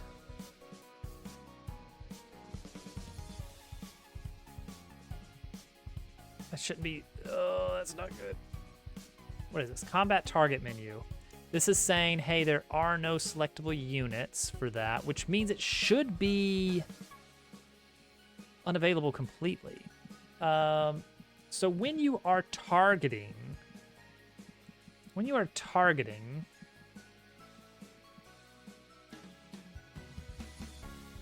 we grab the list of things you can target.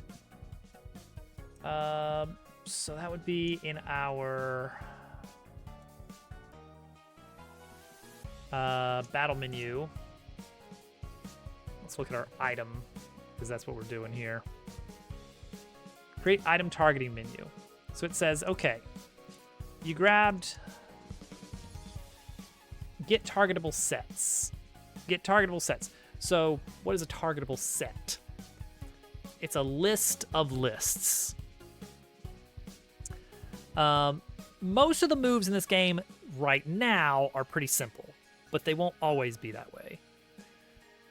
This allows for things like, oh, this move you can either hit every enemy in the air or every enemy on the ground. Okay, so there's two options, but each of those options may contain multiple targets. Okay, so that's what I mean by it's a list of smaller lists. Sometimes this will be a single, like you only get back one list that says, okay, the only thing you can target is this one list of every enemy for like an attack that hits everything. A list could include friendly units, like a healing item. Well, you've got two options. You could use it on yourself or on your partner. Okay, so that's what I mean by you've got a list of lists here. But get target list. There is the chance that, okay, what happens if there are no targetable units? So many lists. Target type. So target type is something like my team, enemy team, a single friendly unit, a single enemy, all grounded enemies. We filter these to only ones that are alive. So when we get targetable sets, we should get an array of arrays.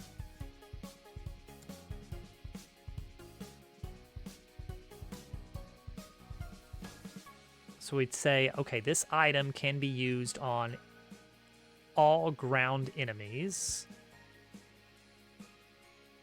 And so we run that, and we get back an empty list. Ah, okay. We should remove empty sets before we go any further on this. So we want to filter. Well, let's just do it like this. Sets equals sets.filter.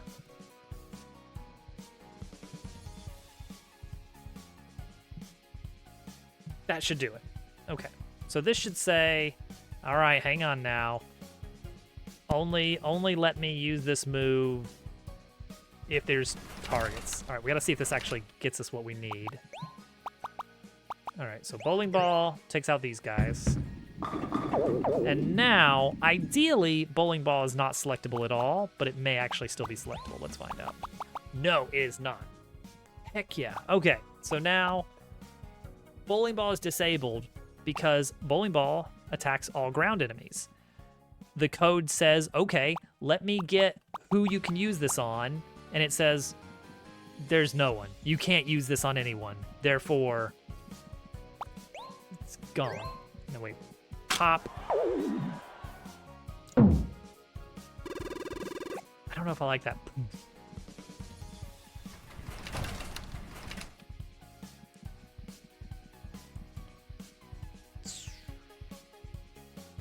Maybe more of a almost like a deflate, a very quick deflate. What else we got? Reverse symbol.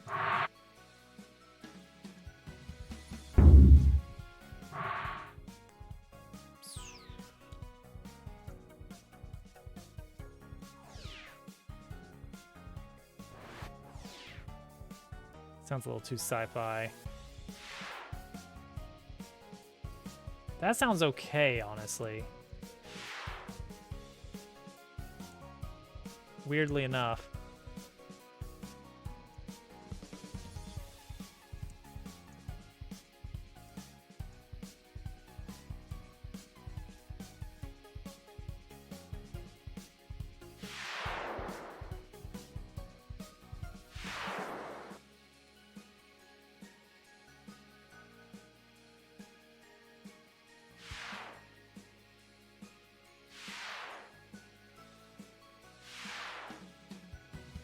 We'll try this. This might be good enough. Okay, beats per bar down to 3. Right, let's get into a fight.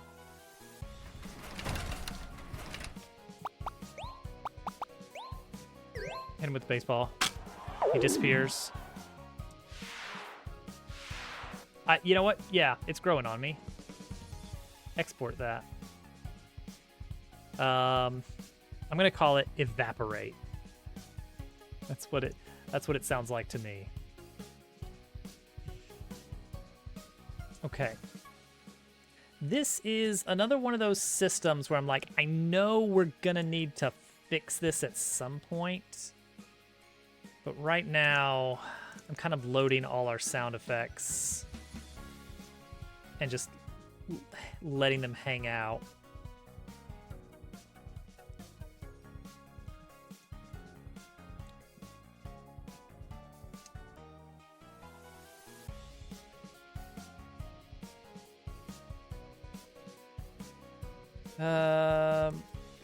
Evaporate. Why does that look very small? We'll see if that is audible. That's a good point. Make it extra bad. Make it extra bad so that I remember to fix it.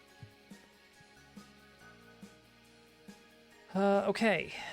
So in our battle actions, we have our create sprite. I could put it in the... No, I'm not going to. Never mind. Oh, we have a play sound that takes that. We're going to try and do it immediately.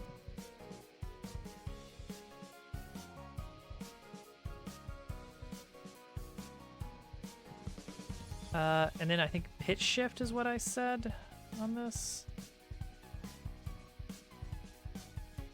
I've got a pitch shift available.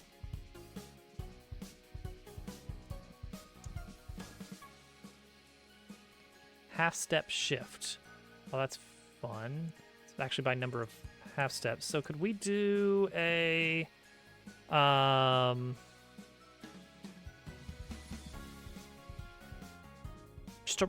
just modify it 0 to 1 half steps.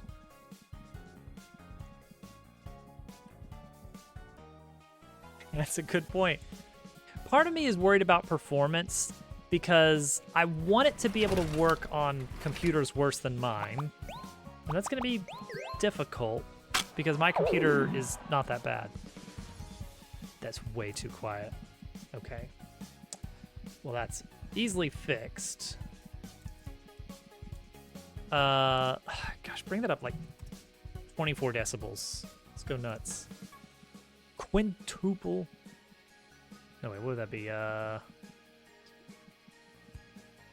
That's 16 times as loud, isn't it? Okay, hold on.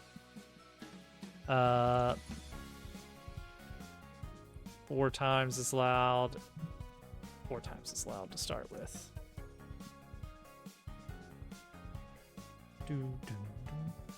Okay, so what did we do tonight? We got this area looking better. We got this area looking better with the swaying field.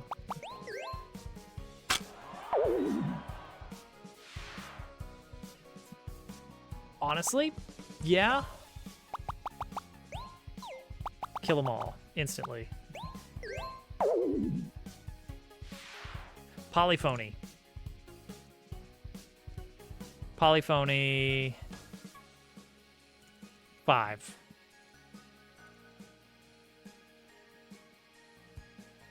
That's a good point.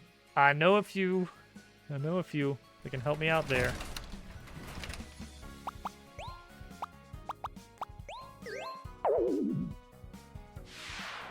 Yes, you can hear it both. You can hear them both. That's good. Give me another. Give me another.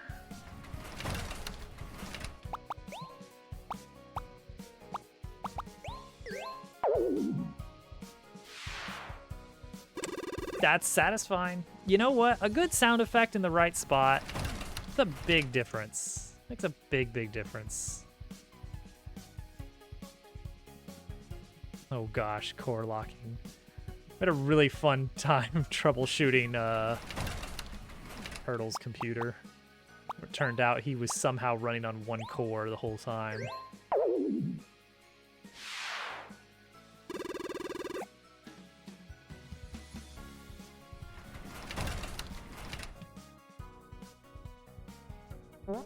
All right, let's knock this place down, and then we'll call it a night.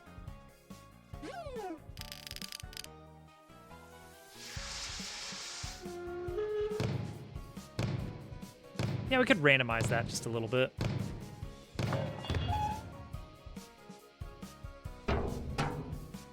Perfect.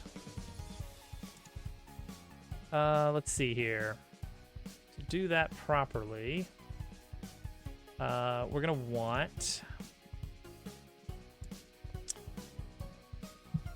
let's see here, SFX wiggle.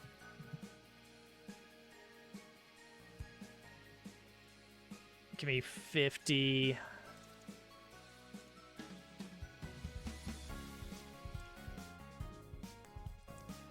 And then just actually, I guess it can just be that, in which case we can just do this inline and it's fine. That should work.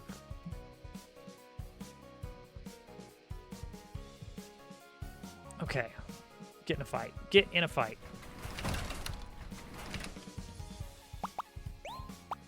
Insta-win.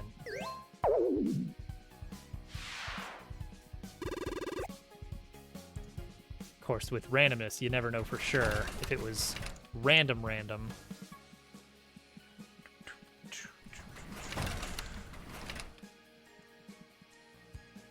All right, here we go. With this many...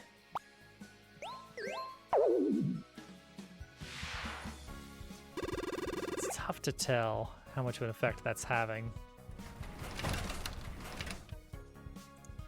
I'm sure it's fine.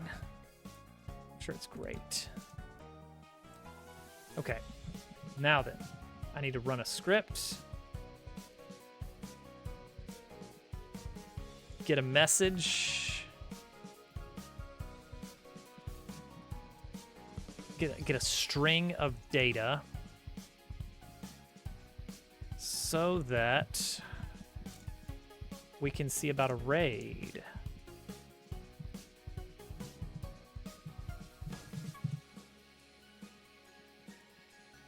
Let's see what we got here. Okay, there we go. There is one on my list. I love this.